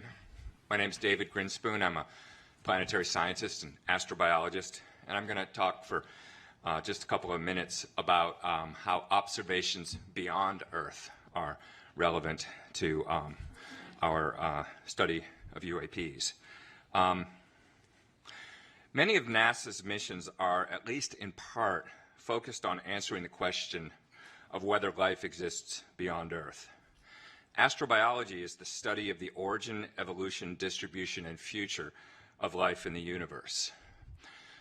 As part of this, we consider how to search for biosignatures, observations we can make of other planets which might betray the presence of life. So we look for things like anomalous gases in the atmospheres of planets and other anomalies which may possibly reveal the presence of life. When we discover such an anomaly, we don't conclude that we've discovered life. We seek more data to understand what we're seeing, and often this leads to other new discoveries. Similarly, we can talk about looking for technosignatures, observations we can make which might reveal the presence of technological activity somewhere else. NASA is also supporting some research studying technosignatures. While there is at present no evidence we're aware of suggesting an extraterrestrial source for UAPs, these existing NASA programs are relevant to the question of UAPs in at least two ways. Is it a known or unknown natural phenomena? Must it be technological? Is it known terrestrial technology? So these scientific communities have relevant experience in determining and communicating about whether observations which first appear to reveal extraordinary evidence actually justify making extraordinary claims.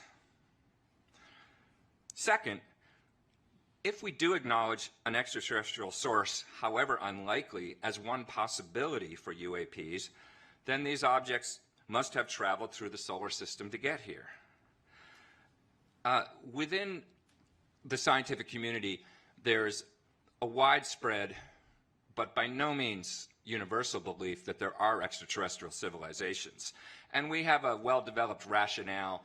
There's a lot of literature for discussing this, which I won't go into now in the interest of brevity, but it has to do with the vast numbers of exoplanets and the timescales of evolution and the possibility of convergent evolution on different planets leading to somewhat similar outcomes. And it's a fascinating subject, but the relevant point here is that the same rationale which supports the idea that extraterrestrial civilizations may exist and may be detectable also supports the idea that finding extraterrestrial artifacts in our own solar system is at least plausible. NASA is the lead agency for solar system exploration. It already has an active program of detecting objects in our solar neighborhood using both ground-based and space-based facilities, and it could leverage those capabilities to search for objects in space with anomalous motion, anomalous trajectories, unusual light curves, anomalous spectral signatures, or other characteristics. Most of the solar system has not been searched for artifacts or anomalies, and these modest data analysis efforts could potentially be applied to existing and planned planetary missions. The galaxy does not stop at the edge of the solar system, and the solar system does not stop at the top of the Earth's atmosphere. It's all a continuum of possibilities worthy of investigation. If NASA applies the same rigorous methodology toward UAPs that it applies to the study of possible life elsewhere, then we stand to learn something new and interesting, whatever the ultimate explanation is of those phenomena. And that's all I wanted to say right now. Well, we have time for one or two comments or questions or thoughts.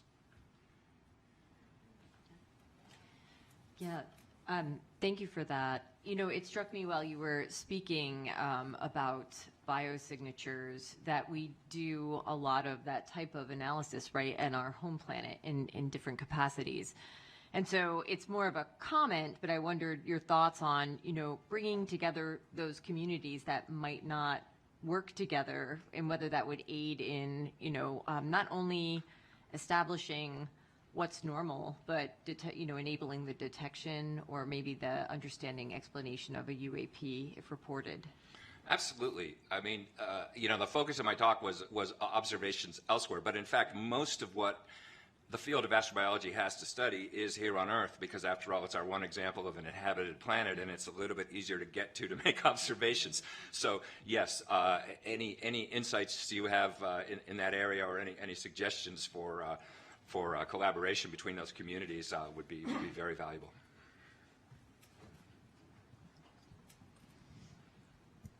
So, of course, NASA hasn't been researching the technosignature field for very long, and there's been a stigma with technosignatures for many decades. Are there any lessons learned we can impose from the technosignature and the study community to the UAP and solar system studies? That's a really good question. I guess the immediate thought it sparks in me is that, technosignatures were kind of treated, kept at arm's length for a long time by NASA because of stigma, and ultimately can't be kept away forever if you are an agency, curiosity driven, trying to understand the whole universe. You have to move beyond stigmas and just try to honestly look at whatever evidence there is. And so I think in that broad sense, the same lesson ought to apply to UAPs.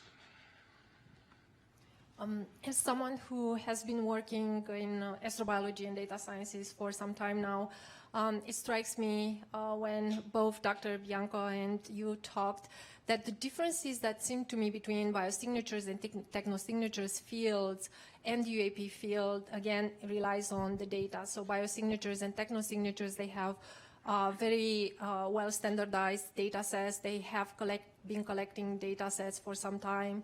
And they are able to apply machine learning, artificial intelligence algorithms, while it's a totally different question with the UAPs in how we can apply artificial intelligence here. So again, just like Dr. Bianca, how she said, it's about data standardization. So I hope that the UAP field will learn how to work with the data from the biosignatures and technosignatures fields. So.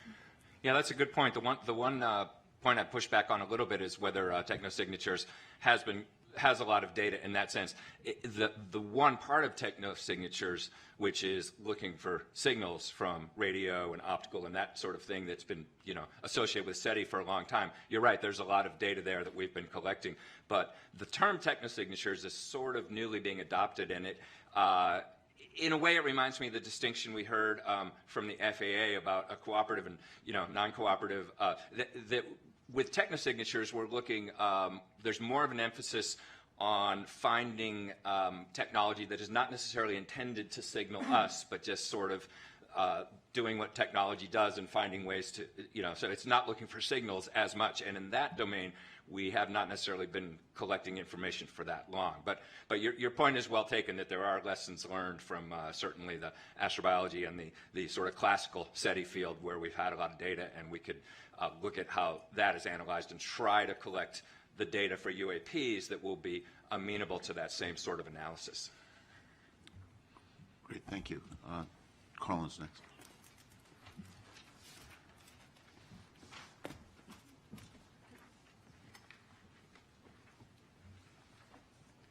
Hello, everybody. I'm Carlin Toner. I'm an aerospace engineer.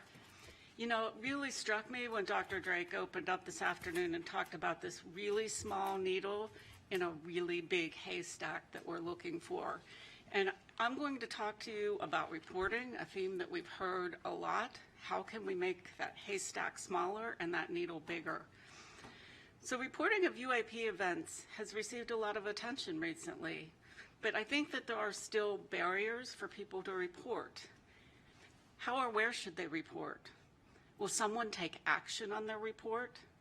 Will the reporter be believed, or will they be shamed?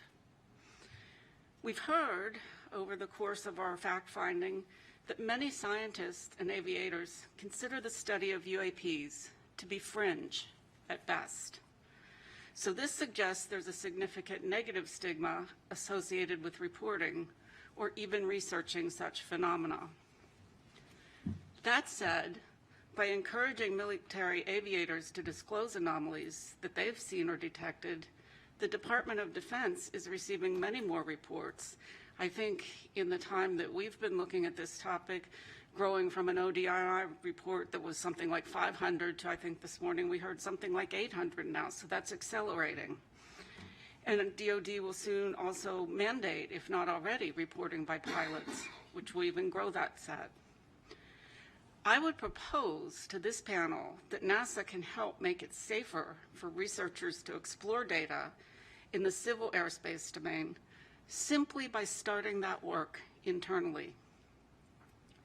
NASA could look at how civil anomaly data is shared, study how to incentivize reporting, assess the possibility of crowdsourcing data, which I think we've heard a bit about this afternoon, or sponsor and participate in conferences on UAP detection. Our team has really only seen, I'd say, a few unclassified images of UAP, which lack the contextual data that's needed to understand their true nature. And I believe we've heard a single firsthand account from a former military aviator. So one of my colleagues, Josh, has an example to show just why it would be important for NASA to also help shape how the data and information is reported.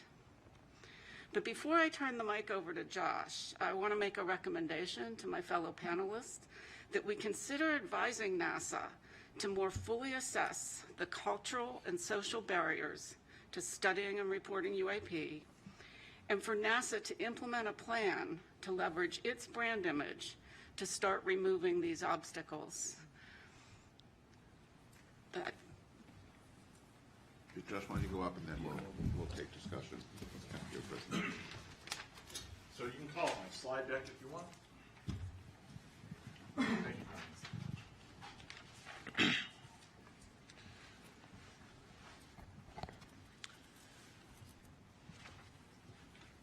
So it's not the charge of our panel to evaluate UAP evidence, but part of our statement of task is to assess the scientific analysis techniques that are available. You don't have to start it just yet, and how we might use them to determine physical constraints on UAP.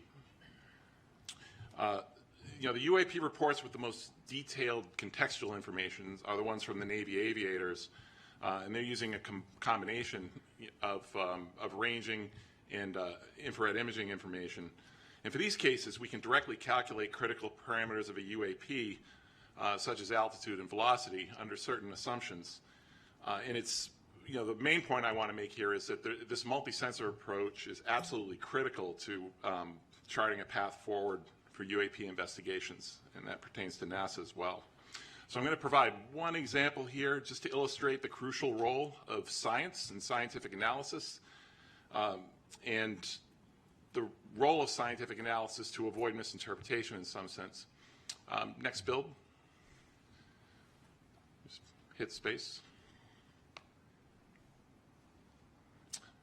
Yeah, okay, so this is, this video was recorded by pilots deployed from the aircraft carrier USS Theodore Roosevelt in 2015. The example has been given the nickname Go Fast because it gives an impression of an object moving very rapidly against the ocean surface. And, the question is this impression correct? And, if not, what can we say quantitatively about what that object is doing in kind of Earth-centered coordinate system? Fortunately, the information needed to determine the altitude and velocity of this object is contained on the display. So go ahead and next.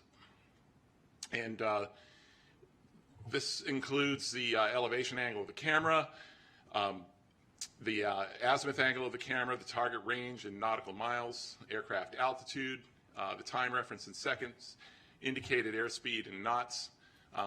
This information in this video in particular has been discussed quite a bit on the web. So let's begin with the object altitude. Next, please. So knowing the jet's altitude and the bearing to the target, we can apply basic trigonometry to figure out where that object is in altitude space. And it's turns out to be, provided the range information is accurate, which can have some uncertainties associated with it, but the object appears to be at about 13,000 feet. An important aspect of this here is that it's sort of midway between the jet and the ocean. So it's the ocean that looks like it's right behind it is actually 4.2 miles away.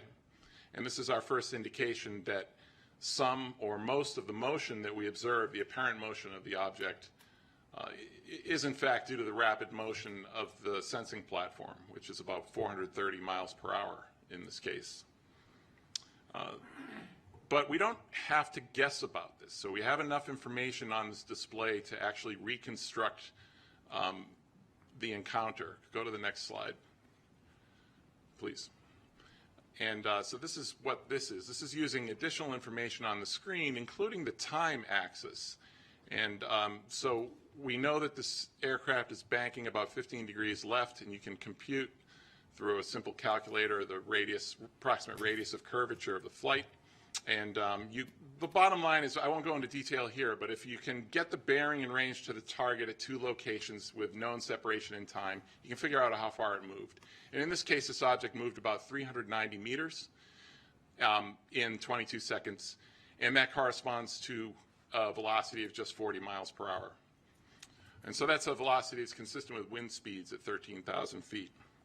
So it's not our task to conjecture what this object is, but it's an example that illustrates the type of data needed to determine critical parameters that will help us identify such objects going forward.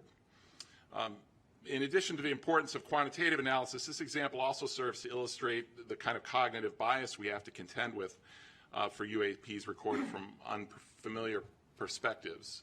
And Sean Kirkpatrick showed another example of that. This is a parallax effect case. Thank you. Any questions? Thanks. Actually, before we have questions, this is actually a good moment. Sean had wanted to comment on one of the questions. If we bring Sean up and then take questions for everybody or more discussion.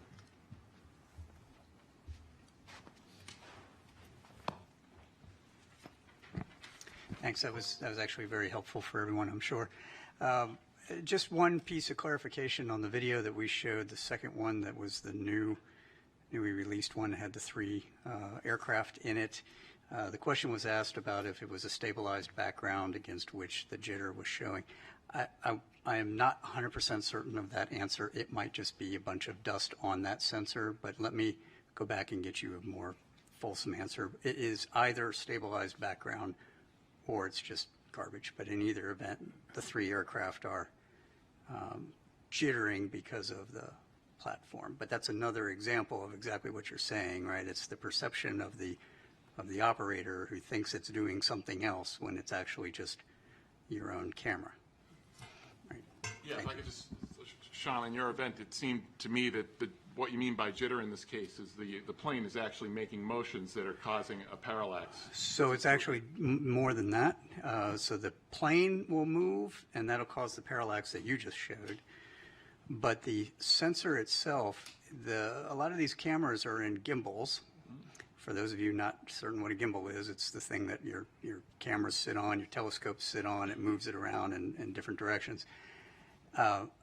Those can sometimes be stabilized, in which case they damp out the motion of the platform.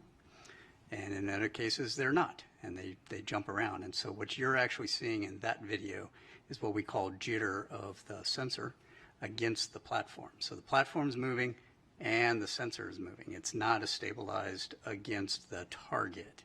But once it's collected, sometimes in processing, the background is stabilized frame to frame, just like some of those TikTok videos you see, right?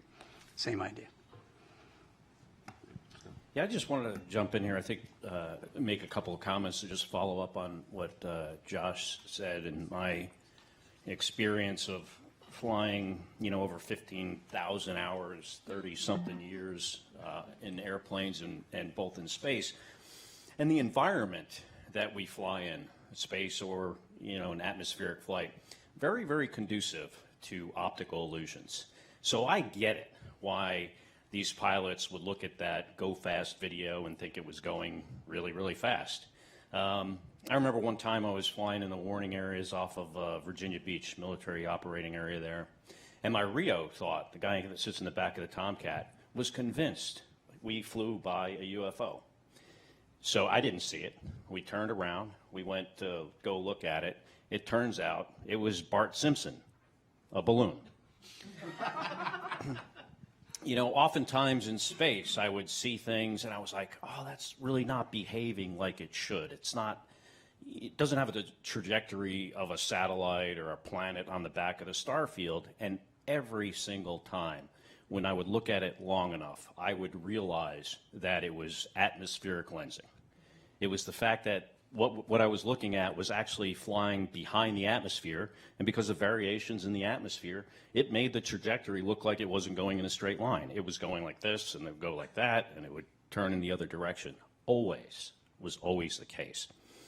My brother, Mark Kelly, a former NASA astronaut, and also now a U.S. Senator, was with him for dinner last night, and he shared a story with me again that he had shared years ago, but I had kind of forgotten about it, and I think it's worth sharing. And that is when he was the commander of SDS-124, I think it was, in 2008, they were getting ready to close the payload bay doors of the space shuttle.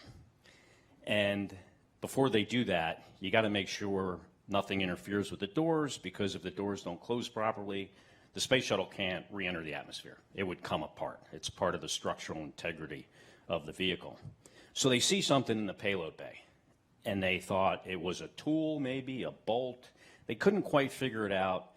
They were potentially going to have to go and do a spacewalk to retrieve it. But before they did that, my brother grabbed the camera, they took a picture of it, and when they blew up the picture, they realized that this is not a bolt or a tool in the payload bay. It was actually the International Space Station that was 80 miles away. I mean, that's just a really good example of how this environment we operate in is so conducive to optical illusions. Oftentimes, guys fly into the water. And there are cases where, you know, pilots have rendezvoused on a buoy because they thought that was their wingman. It's just very challenging environment to work in, especially at night. And in my experience, the sensors kind of have the same issues as the people's eyeballs.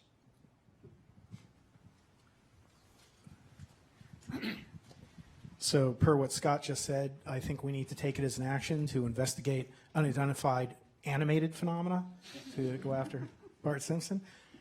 I think what Josh and Scott said is very helpful and shows why we need multiple sources of data. Were there radar hits? Were there other sightings? Unless we can look at this from a holistic perspective, it's very difficult to draw conclusions. And relative to stigma, and I appreciate the reports that our colleagues gave, I think there's plenty of stigma right here in this building, and I'm sure, Dan, you've suffered from it at times. And I just want to commend Administrator, although he's always be Senator Nelson to me, for his leadership and candidly courage in getting NASA to tackle this issue. And as we look at what Sean had articulated, that what he wants NASA to do, as we look at the recommendations for reporting and how we need to collate that reporting, I'm very concerned that this could be effectively done on an ad hoc basis. And I've been a part of far too many panels and studies that end up sitting on the shelf. I don't want this to be one of those exercises.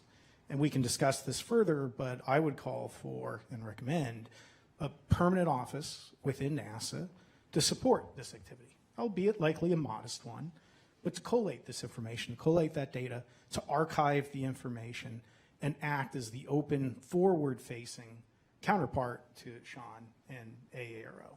I think then we could continue and actually accomplish the reporting, the stigma issues that have been raised, and we could do so in a relatively affordable fashion.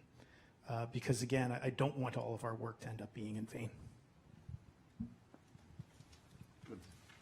So now Jen's going to turn to our charge. I am.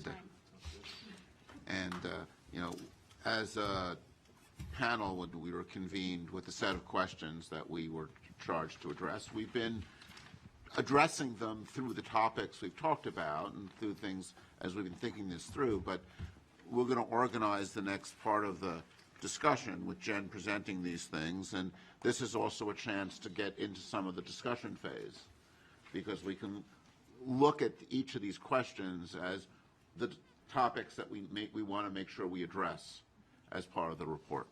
Jen. Thanks, David, and I want to thank the panelists all for all of your work, all of the knowledge that I've gained from each of you through this time. I took it upon myself in preparing for today's meeting to draft a statement that answers the 8 questions that we were provided at the beginning of the last summer when the panel was created. So I'm going to read the question out loud. I'm going to read my statement, and I'm going to pause and let you think and reflect. And if there's, remember, this isn't all of the details associated with each of these answers, right? This is to be a kind of high level, make sure we've got the major points there. And this is an initial take for these answers. So the first question goes, what types of scientific data currently collected and archived by NASA or other civilian government entities should be synthesized and analyzed prior to potentially shed light on the nature and origins of UAP?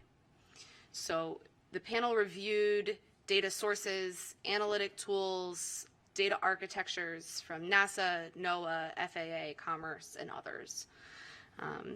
The data that we recognize were not collected for the purpose of identifying UAP, which leaves bias in the data that was collected. Even though there is an immense amount of data available, it is hard to access, and the sensors that were used were not well calibrated for identifying anomalous phenomena. No questions. Moving forward. Question number 2. I kind of feel like Jeopardy.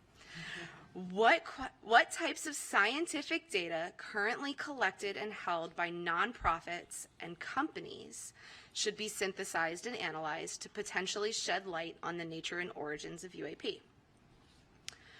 Many organizations exist to track sightings of anomalous phenomena in the Earth's atmosphere, both nonprofit, for-profit, and otherwise.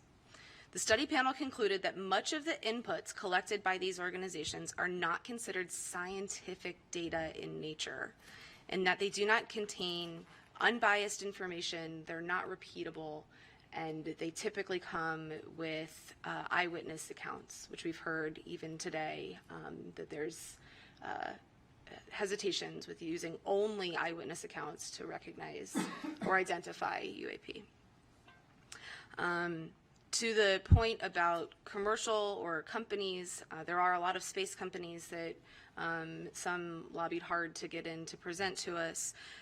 They have troves of data, but they're collected for a variety of different purposes than the purpose of UAP. And those systems, while they are well calibrated, are only one source of many that could be used. And questions, comments, concerns? Yes, Carla. I'll bite on that one, Jen.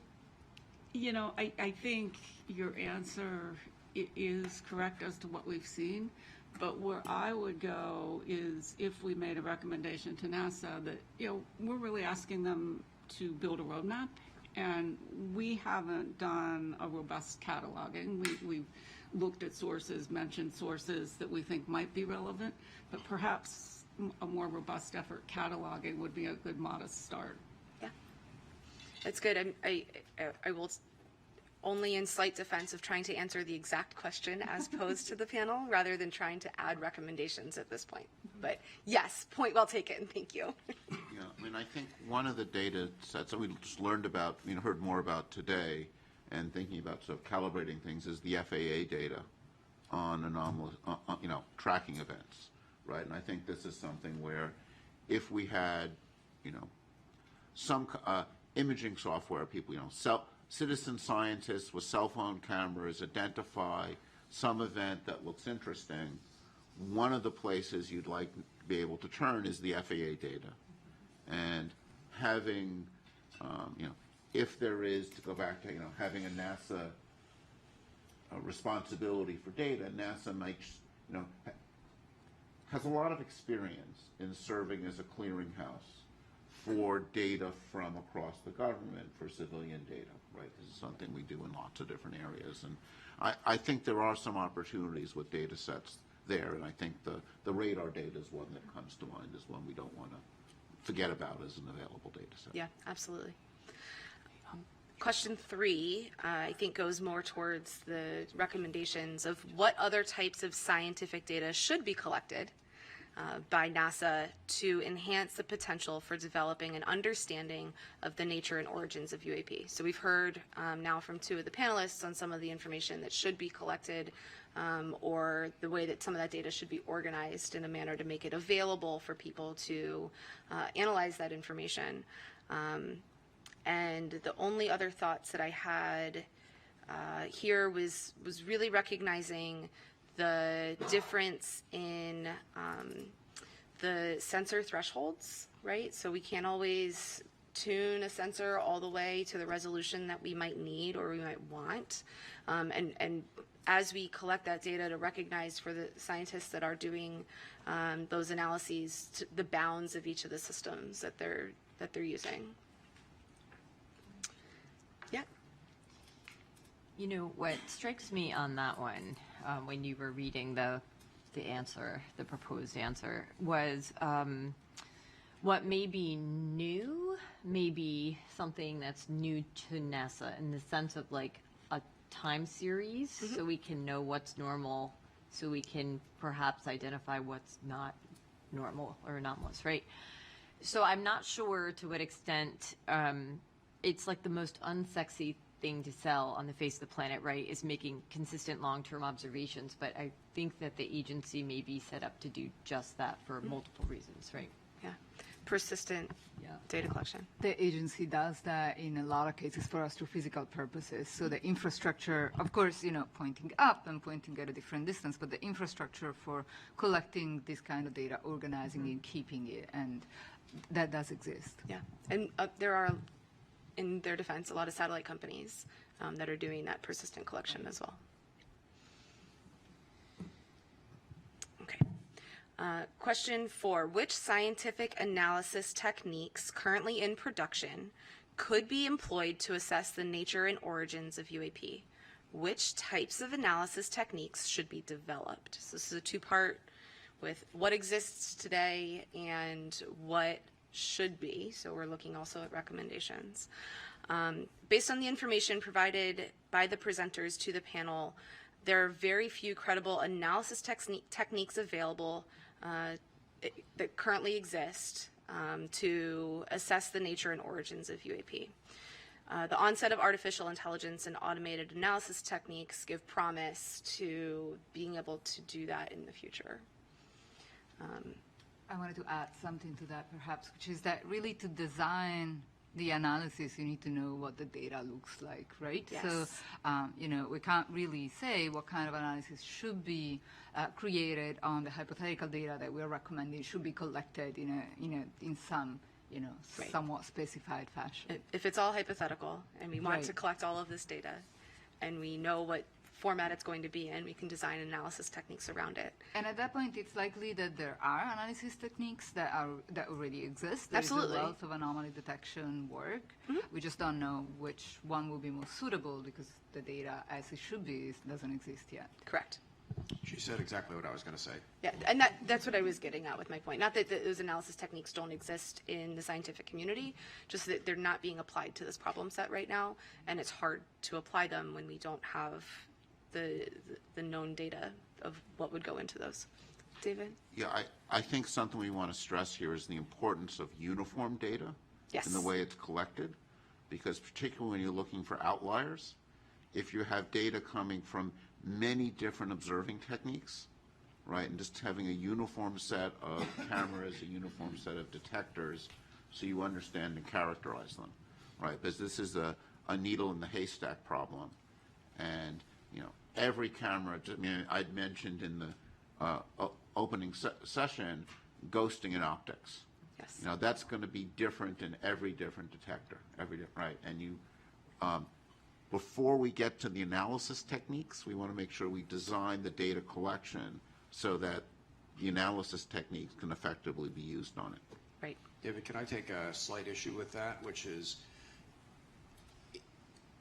it sounds like you're implying that you need a single way of collecting the data. I'd argue it's really you need to understand the various ways in which you're collecting the data and you're able to cross-calibrate across those different approaches. Because I seriously doubt that there is a single detector.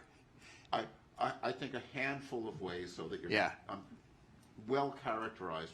Things need to be well characterized to be useful, I guess is the way I would state it. And it takes time and energy to well characterize things. So that's I think the challenge.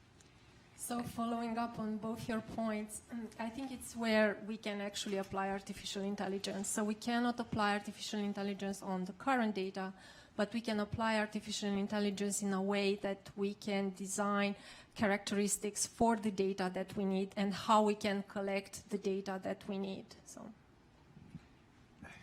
this is probably more of a frustration than anything else, so I don't know how helpful it'll be, but I think we're not looking for a needle in a haystack. We're looking for an anomaly in a haystack. We don't even know that we're looking for a needle. That it's just a discolored piece of hay. Well, I'm from Montana, so I love good hay analogy. I don't know what the phenomenology is that we're looking for. We say anomalous. Again, this question earlier, what does that mean?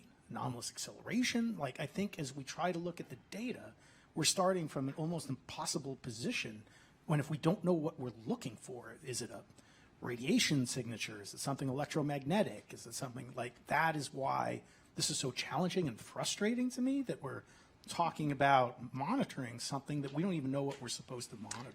And let me just offer, Josh, before you jump in, the scientific process of hypothesis-driven research, right?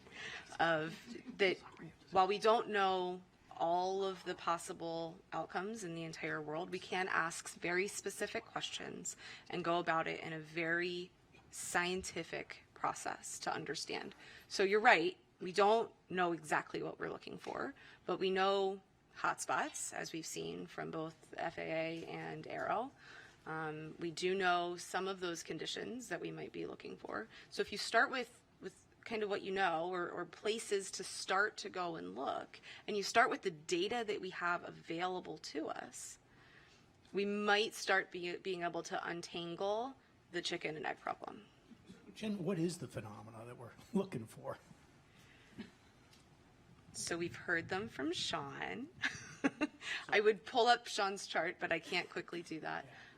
Of the criteria that he said on the trends, I use the word criteria, he said trends, of 6 or 7 phenomena, I guess, of specific size or within a specific motion range. And it's something different than what we've seen before, something we don't recognize. And so when you go to look for something that you don't recognize, it can be pretty easy, in that we've fooled ourselves today and even watching some of these videos of what's going on. But when you're able to corroborate that with 3 or 4 other sources, it starts to make sense. Right? So something that looks like magic to the naked eye or to that camera and that sensor isn't, once you understand all of the effects of what was going on in the surrounding environment. So I've got a question. Can we, because I got the same frustration you do, right? It's regardless of what you're looking for, if you don't know what it is, whether you're using AI or match filtering techniques, you can't find it, right? You can't find it. So I guess the question I have is, can we use social media, that kind of thing, as a way of cueing to know where something's happening? Because we know Google searches can lead you to better understand where outbreaks happen, right? Disease outbreaks. Can you use similar type of conflation of data to start saying, well, something's going on here, let's start cueing sensors in that area? That requires some real-time capability, but is that something we can think about? Can I object to that just a bit? You can find things that you don't know how they look. Okay. There is a lot of the algorithms in anomaly detection are really based on let's find out how what we know looks like, so that anything that doesn't look like that can be identified and spotted, and then we can think whether or not we understand it, right? And so I think the point about the homogeneous detectors really is about that. We need to have a solid understanding of the normal to detect the anomalous or the outliers, as we oftentimes, perhaps more often call them in science, right? Yeah, absolutely. I do want to be cautious of time. We were supposed to end this about 10 minutes ago. Right, so, but this is drifted into discussion, but I think we're doing discussion. So do you have any last topic you want to hit? If not, then we'll just open up to general discussion. I have 4 more questions that we're technically supposed to answer. All right, let's do one. We can do 4 questions in 2 minutes, right? Okay, 4 and 2 minutes. speed round. Fast. In considering all of the factors above, what basic physical constraints can be placed on the nature and origins of UAP? Mike, would you like to take this question? Absolutely, needle in the haystack. Okay, got it. In my notes to answer this, knew that Sean had presented some trends, so I used that kind of as the basis for what basic physical constraints could be available, and also Josh's presentation that he just presented of, we know some of these are still in the realm of understanding.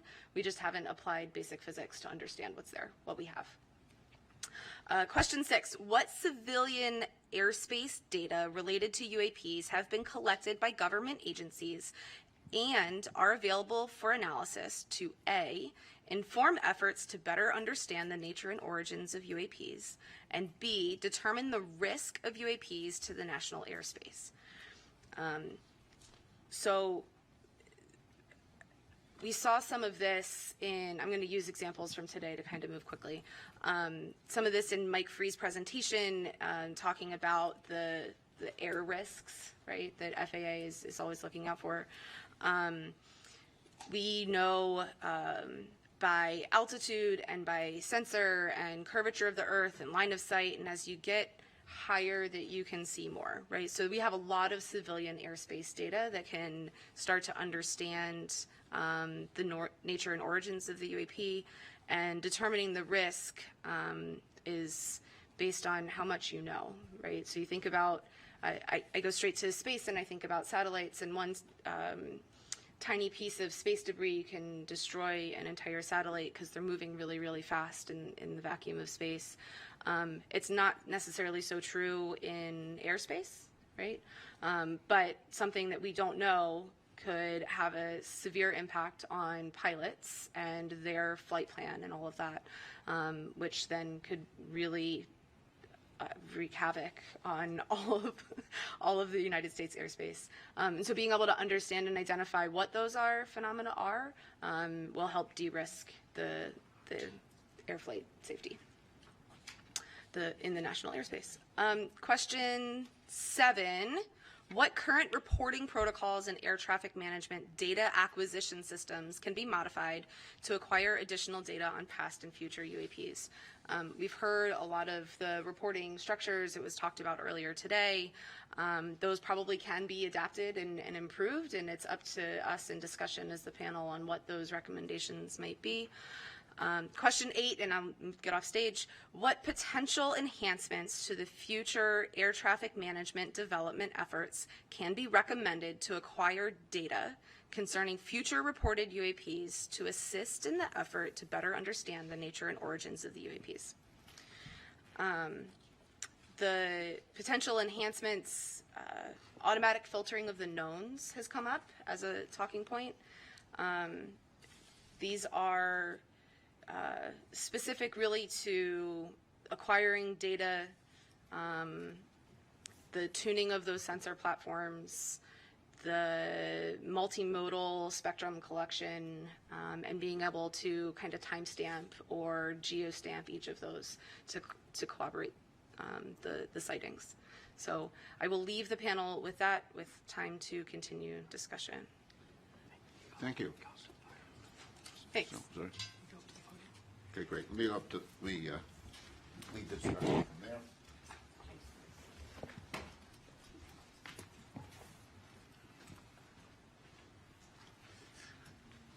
But before I open it up, I just wanted to restate Federica's answer to Mike for hay.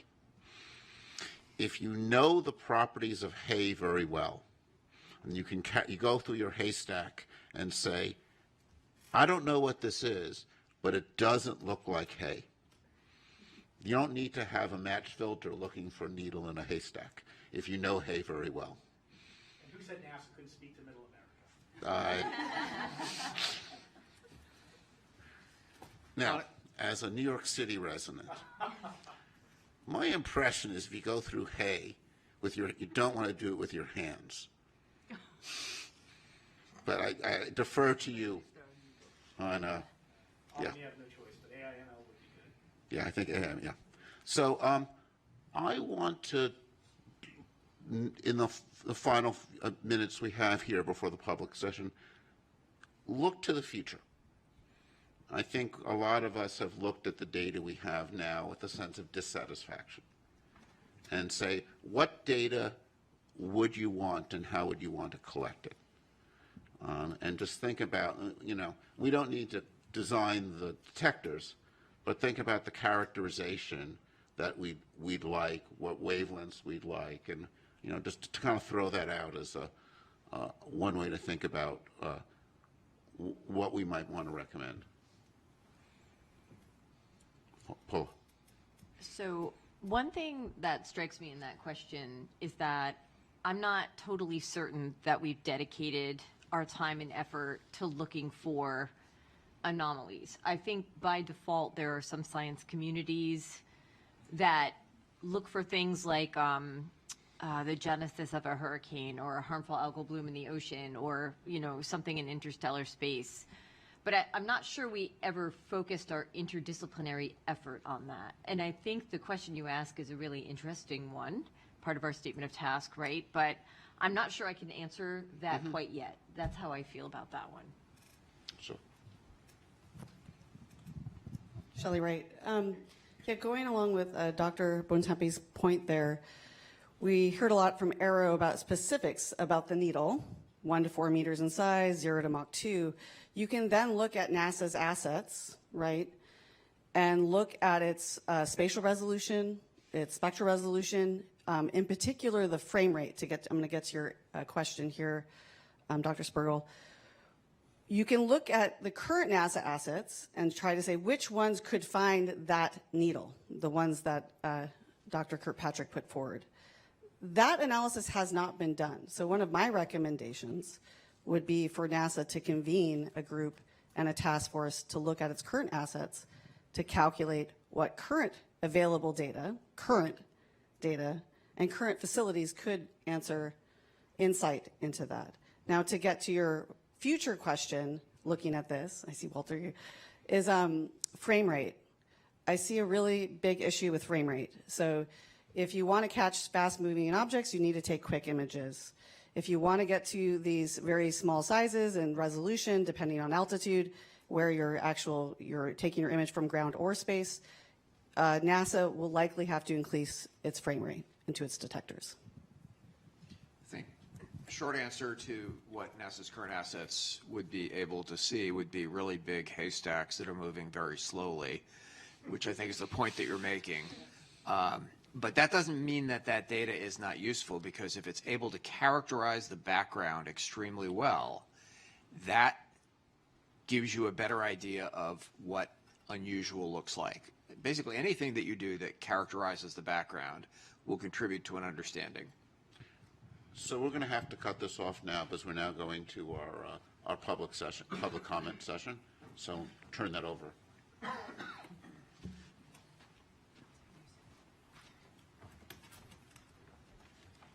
Hello, everybody. I am Karen Fox with NASA's Office of Communications, and we are segueing into the public Q&A portion of this meeting. As a reminder, this is a FACA meeting, that is a Federal Advisory Committee Act, and so we are under guidance which says that these meetings are public and that we take public questions. We got hundreds and hundreds of questions, and I just wanted to take a moment to say thank you to everybody who submitted them. We're obviously not going to get to all of them today, but we are going to make attempts to answer some of them online. You can always check back to science.nasa.gov/UAP, where over time we will make it clear where we're putting out some more of those answers.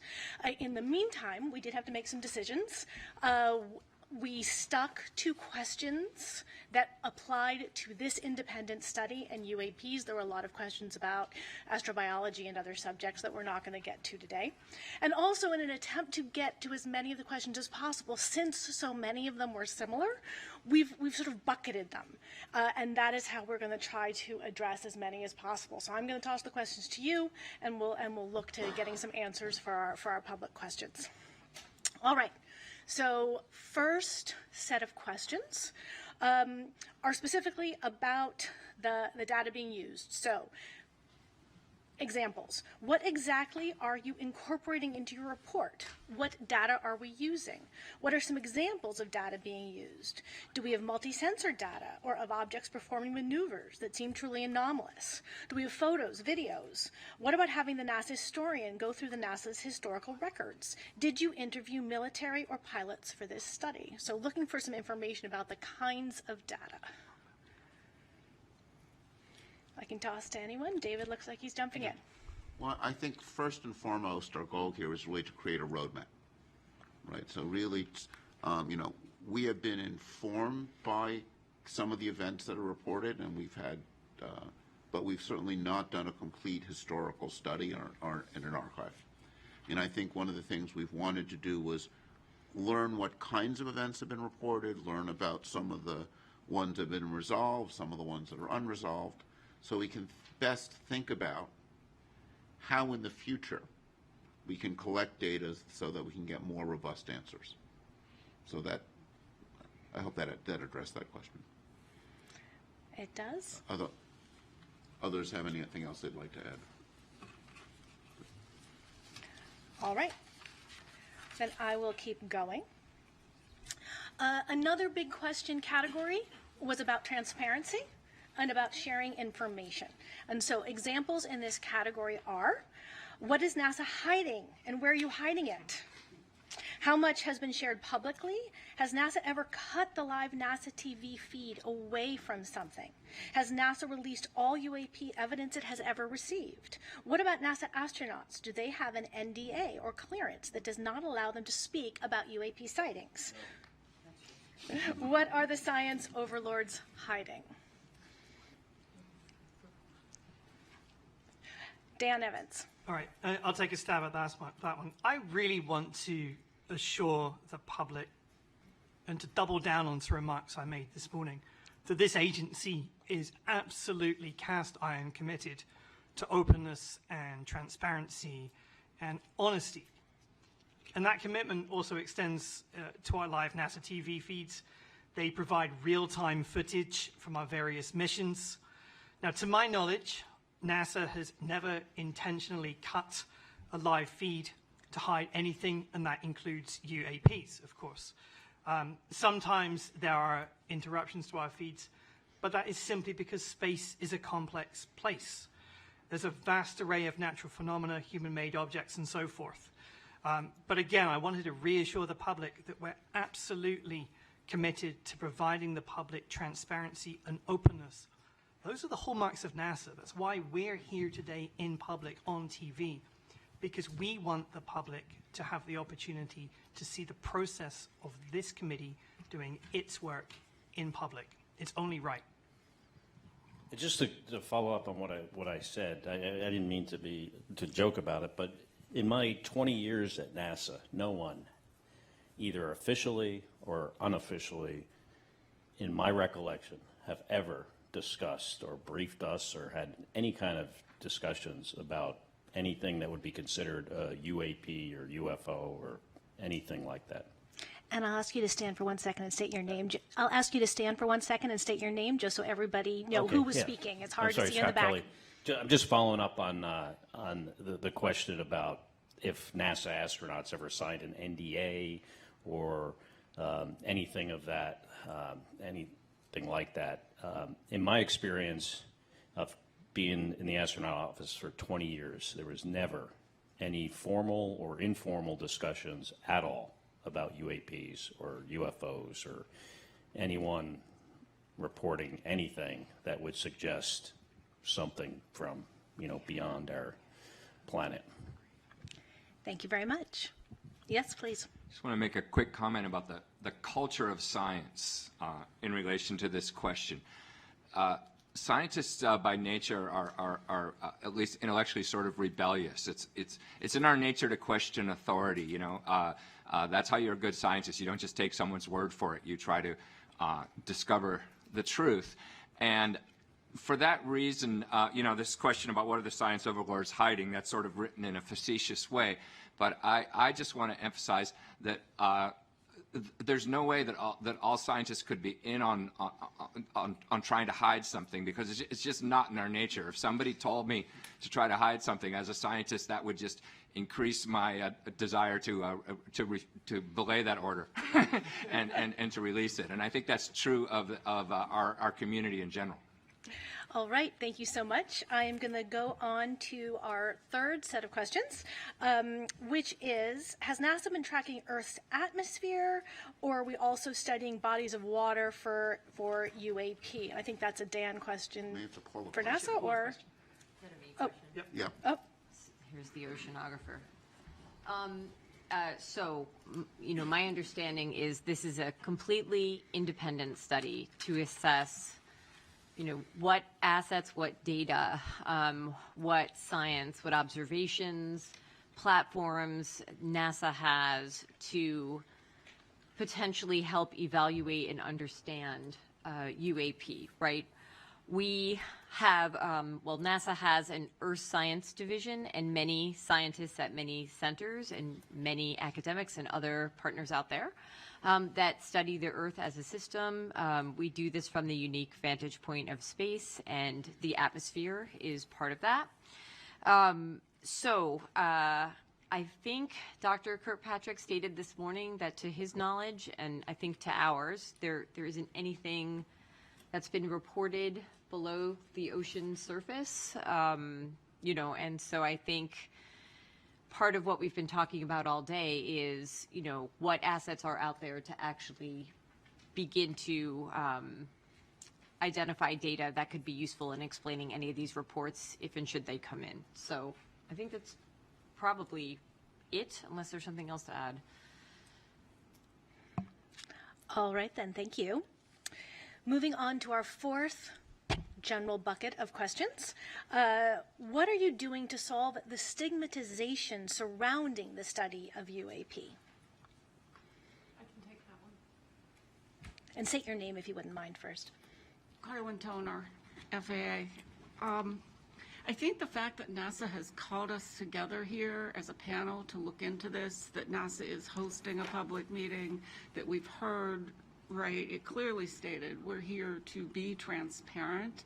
I think that's the first step in trying to really normalize the study of UAPs. And we talked a little bit earlier about the reporting, about how to make it credible.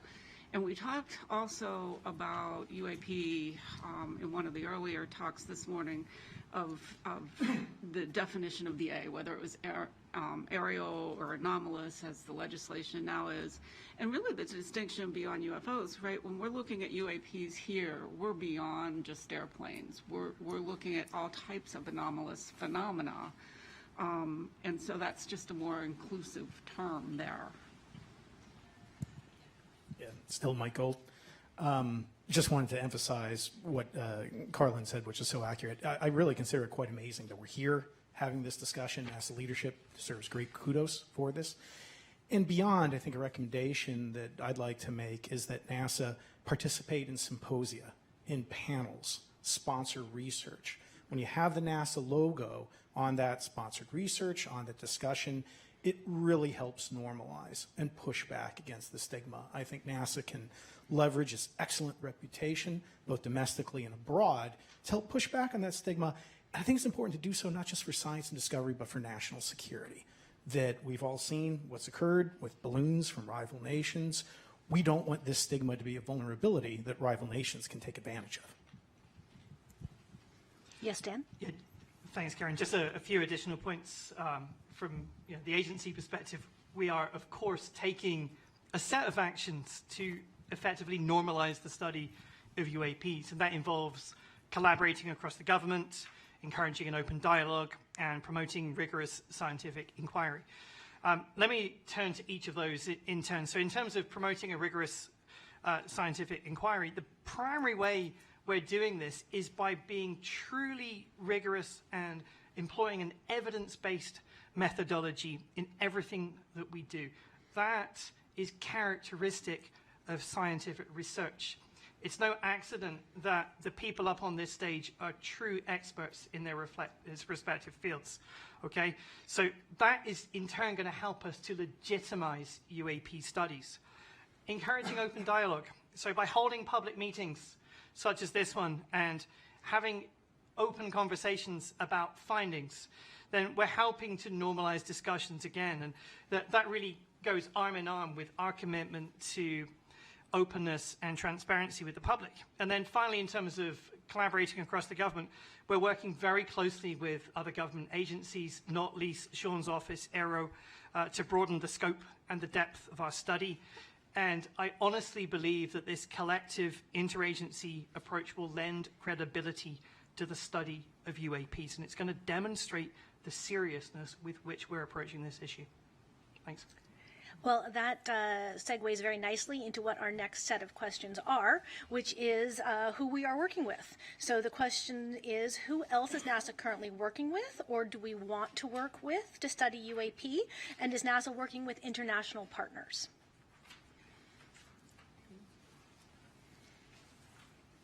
All right. Pete, do you want to do it? I'll take a stab at it. Okay. As the questions tasked to this panel so kindly asked us, both in what other government agencies are collecting data, what data is available. NASA is partnering with them in many ways, as well as NASA has a wide commercial outreach and partnerships with understanding what data is available, as well as NASA's founded on well, not founded, but the core principles of NASA are with international partners. So the information that our partners are gathering is typically available to NASA as well. So yes, on all accounts. And I may just emphasize and add that NASA is singular, I believe, among government agencies in its international outreach. Again, not to keep talking about the Artemis Accords, but you see countries like Saudi Arabia that we may not have a great relationship with as government right now. We have Saudi Arabia and Israel in the Accords family, so that NASA is unique in its scope and ability to reach out. I also think that we're entering a new era of commercial space transportation that is going from low Earth orbit out to cislunar space. And that is going to be the purview of the Department of Commerce, which is taking over space traffic management. So I think it's very important that NASA work with and support commerce as we go through that transition. Department of Defense is currently responsible for that. And I think that will help us not only to identify potential UAPs, but to assist in preventing contention, congestion, and eventually conflict. And I also want to note, in terms of space debris in orbit right now, I believe, represents an existential threat to our very society, that we are getting very close to an event that could cause real problems for our ability to access satellites.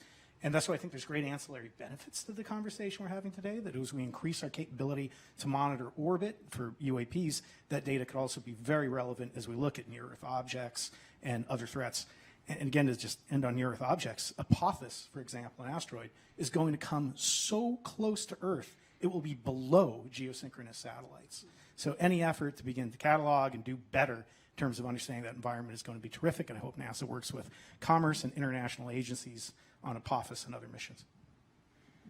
I think Federica had something to say too. Yeah, I just wanted to add that a lot of the things that we think we might recommend in terms of platforms to collect data that would be useful to study UAPs, we recommend a multi-platform and multi-site. That would also mean likely ground-based as well as space-based facilities. And this is being done already in astrophysics, co-observing the sky from the ground and from space with different methodologies and different instruments to get a more comprehensive picture of what's normal and then detect what's anomalous. And about every 10 years, the astrophysics community anyways, but many other branches, convene a panel of experts to see what things can be done to advance the field in the next decade. called the Decadal Survey for us. And one of the recommendations this year was explicitly for agencies that do astrophysics to work together. So NSF, DOE, and NASA to work together, share data, share facilities and instruments. So I think this is, there's a lot of fields will benefit from this, including the UAP studies. Oh, absolutely. Carlin Toner, I'd like to put an exclamation point on how well NASA is collaborating across the government. I'm from the FAA, and I can personally attest that FAA and NASA have a robust engagement in transferring research into practice in the ATM system. I think on the commercial space side, we work well with NASA. And all of our agencies are in the whole of government approach, supporting Aero specifically on the UAP topic.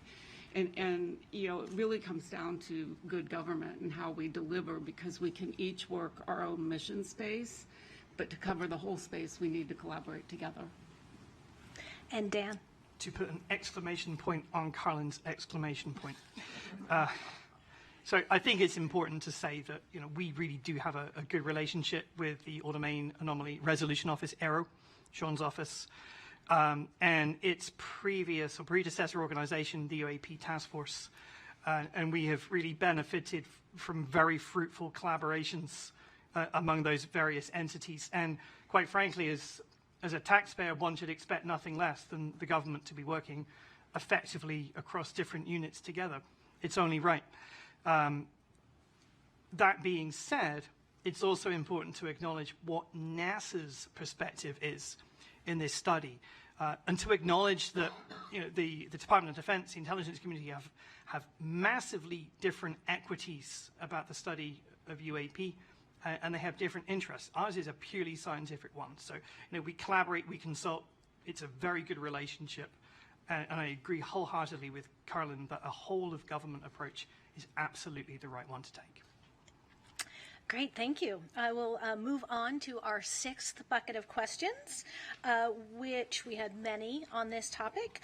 Is there evidence that UAP were created from non-human intelligence? All right. Yes, please. I will take this one.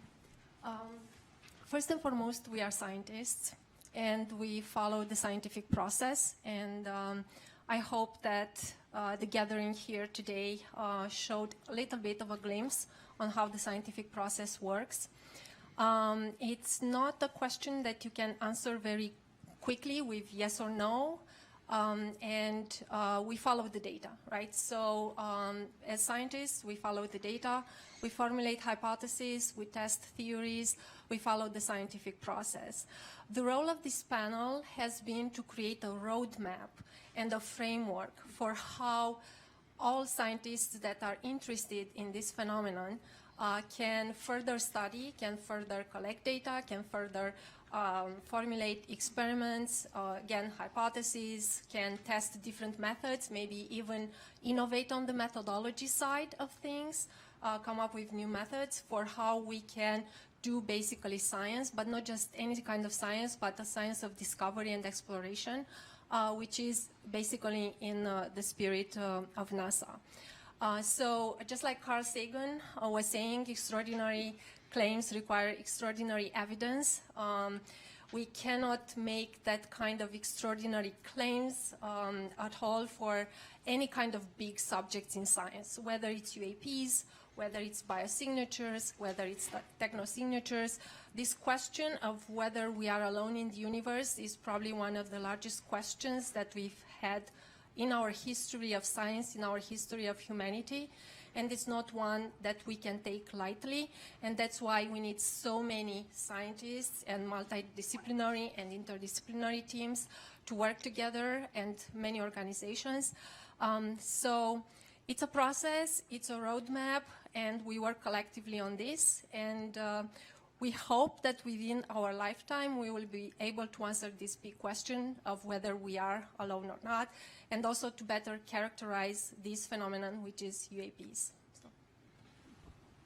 I want to sort of supplement that excellent answer by noting that we have not seen the extraordinary evidence, right? I mean, in a sense, to give, to make the claim that we see something that is evidence of, non-human intelligence. It would require extraordinary evidence, and we have not seen that. I think that's important to make clear. All right, then, I will move on to our seventh set of questions. We received many questions about the budget that is being dedicated to this. How large of a budget will NASA allocate? How large of a budget is NASA allocating? And how large of a budget will NASA allocate towards the study of UAPs? Dan? Yeah, that's a Dan question. So there are two separate questions in there, which is, what is the budget for this group, this team, and what is the budget going forward, I think. Now, the budget for this independent study team is very consistent with any other of our external review groups that we bring into the Science Mission Directorate on an annual basis. So, we have maybe 100, 200 such groups, entirely consistent with that. Also important to say going forward now that NASA has not established a program relative to UAP. And as a result, there's no associated programmatic funding. But this is how NASA works. Federal budgeting is a complex journey, of course, and the way NASA, particularly NASA Science, likes to work is we anticipate and wait recommendations from independent groups such as this one, and we need to wait on final recommendations, and then we'll make an assessment. So too early to say, but of course that's all couched in the fact that federal budgeting is a very complex process, and we will always follow the law. All right, we're making good time. We have one more question that encompassed many of the ones we got, which is, has NASA encountered any aliens or extraterrestrial life? What happens if the public comes across extraterrestrial life?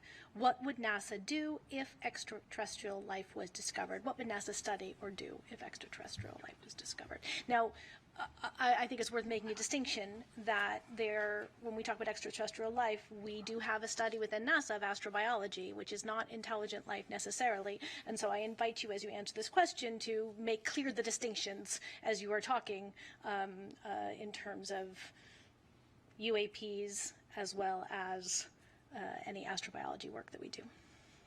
I would start by saying one of NASA's big questions is there life out there?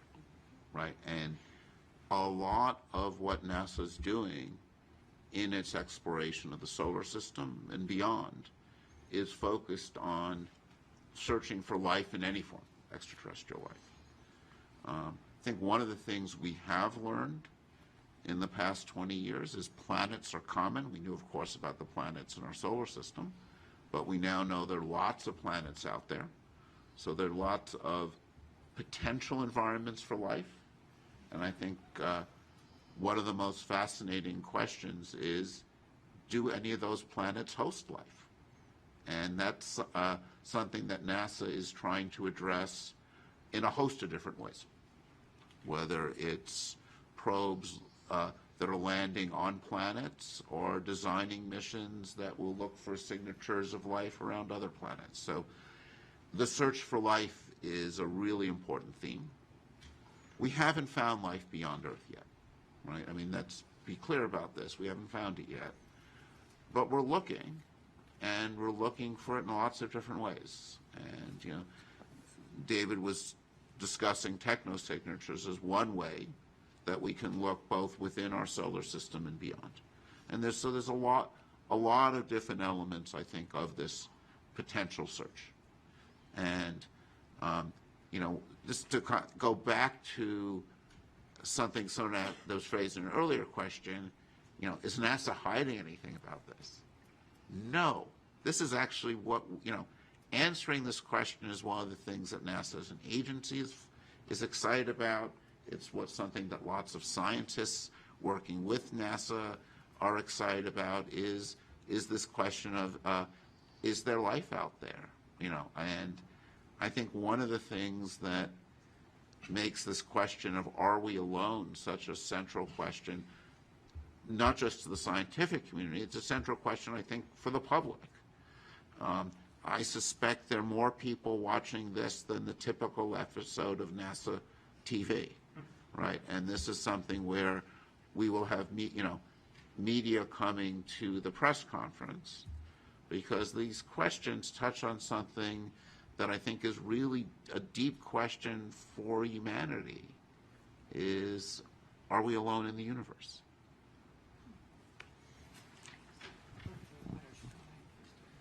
Yeah, just to kind of echo what David said a bit. I mean, obviously, this is something we think a lot about in astrobiology. What if we succeed? We are very driven to try to find real evidence of extraterrestrial life, and we would be highly driven to share that if we found it. Because everyone wants to show that they've been able to succeed in what they're trying to do. And one perhaps illustrative example is to think about what happened when we came close, when NASA thought maybe they had discovered extraterrestrial life.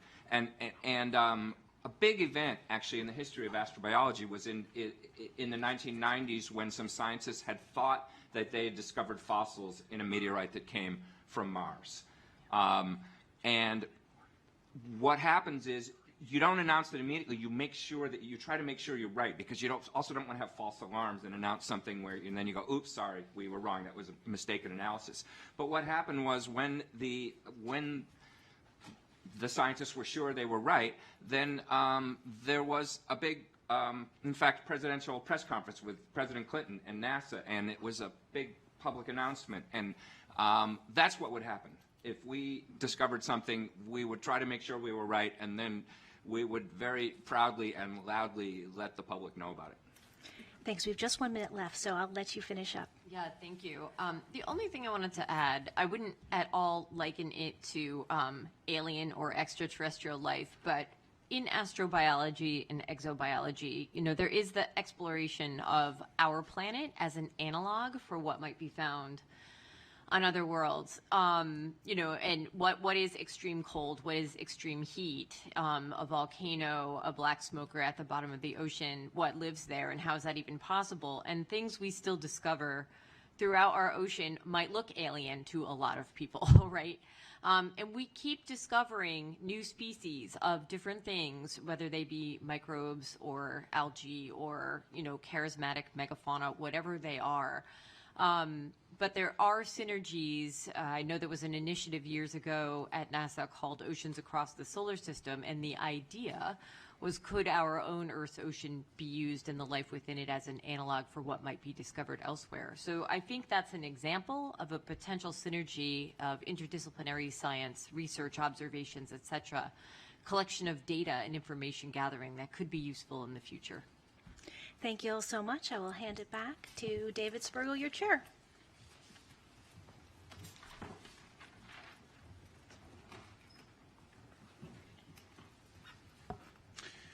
So let me also just answer the one other piece of that question, was, what do you do if you see something surprising? Right? Where do you report? And this is something where, just to come back to something I mentioned in my opening remarks, the AARO is our lead agency for UAPs. And while we've talked about life in this context, most UAPs, I think when one looks at the data in more detail, are going to turn out to be phenomena we understand. We saw this with some of the balloons or commercial jets. We saw those examples. Some UAPs, and we saw this with the Chinese balloon that flew over, is an issue sometimes of national security. So we actually do want to encourage people, just from that angle, to report it. So, before we'll transition to summary, but so I want to answer on that question, that, to keep in mind that, the AARO's role is to be the prime source for understanding those things. And what our charge is to think about what's NASA's role. And I think NASA, and this is something, I want to now go back to discussion. We didn't have that much time for it. Just to come back to, what we see as NASA's role in this. I think one piece we've talked about is NASA can help remove the stigma. NASA can draw more of the scientific community in. And I think what NASA can help do is provide standards of high data quality. I think one of the things that many of us who've not looked at this before, I'd certainly put myself in this group, was struck by the limited nature of the data, that many events had insufficient data, and that in order to get a better understanding, we will need to have high quality data where we understand its provenance, data from multiple sensors. And I think one of the things that's, even from the same sensor, as we saw, in Josh's analysis, also in the event Sean showed us, when you can observe an event over time and get velocity information, that gives you a lot of additional information. So we're going to want things with high frame rate. We're going to want things from multiple perspectives. So I think those are all going to be pieces of things that we want to think about. I think this is an opportunity for citizen science. I think if we can come up with recommendations in our roadmap that point to ways in which we could collect it, people can collect data. I remain a big fan of these things. They do take over our lives too much, but they are fabulous data collectors and I don't know, there's something like 3-4 billion of them that are on the planet, and NASA, I think, has the prestige and visibility to develop an app or work with companies to develop apps that could collect data in a uniform and centralized way that I think will, most of the stuff that's collected is going to turn out to be commercial planes, balloons. When you have multiple cameras, you can eliminate some of the optical limitations of the ghosting and those effects. Some of them will almost certainly be novel physical phenomena, right? I think it is, we have learned a lot about our planet and how the universe works.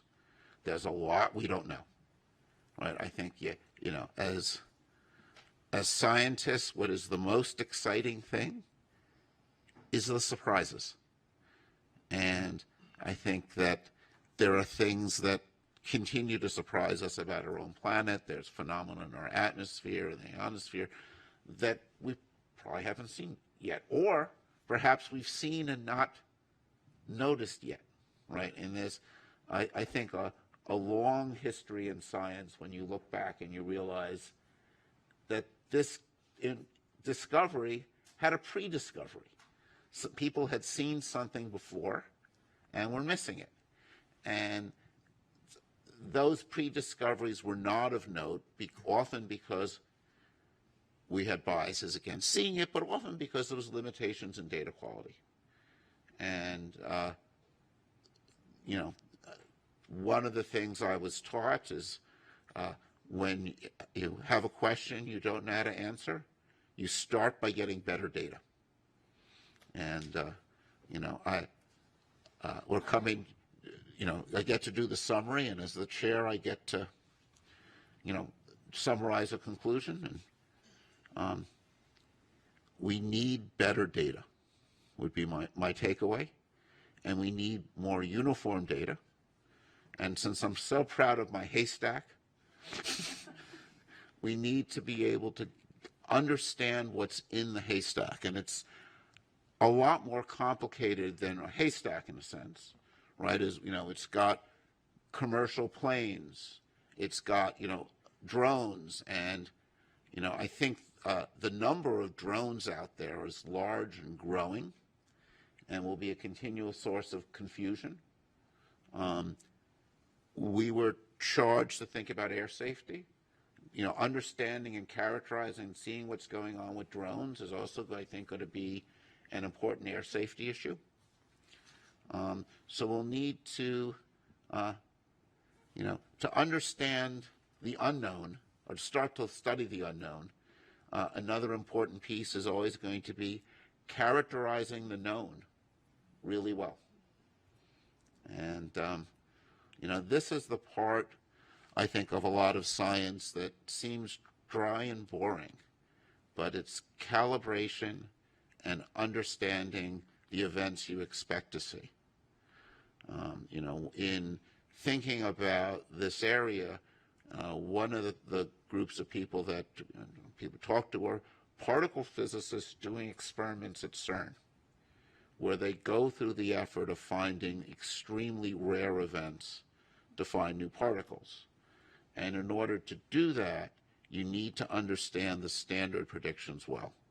So I think another part of the whole story, and I know this is something ARO is working hard on in the context of military, it's like you've got to characterize what the known things are. You know, when you've got that F-35 flying past a balloon, what does it see? What does it see at sunset? What does it see at odd observing angles? And that characterizing the normal is an essential thing to do to understand what's out there. So let me conclude the session by thanking the panelists. It's been a pleasure learning from you. Thanking our Sean and our other invited speakers and our that we've had for some of our data collection sessions. We've learned a tremendous amount from you. And also thank the public for their engagement. I think we were all impressed by the number and level and sophistication of the questions people sent in. We tried to address as many as them that we could in the session. As you heard, NASA, through science.nasa.gov, will provide, there'll be some additional answers provided. I encourage you to go there. Actually, as a non-NASA employee, I'll put in a little ad for science.nasa.gov.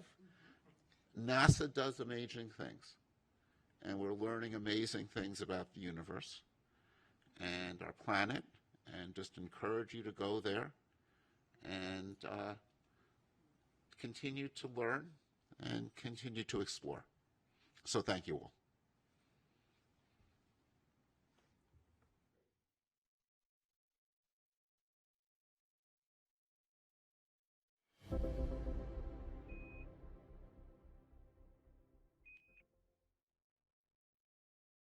We are going. The history of this agency is marked with broken barriers, once viewed as impossible, with science fiction turned reality, with innovations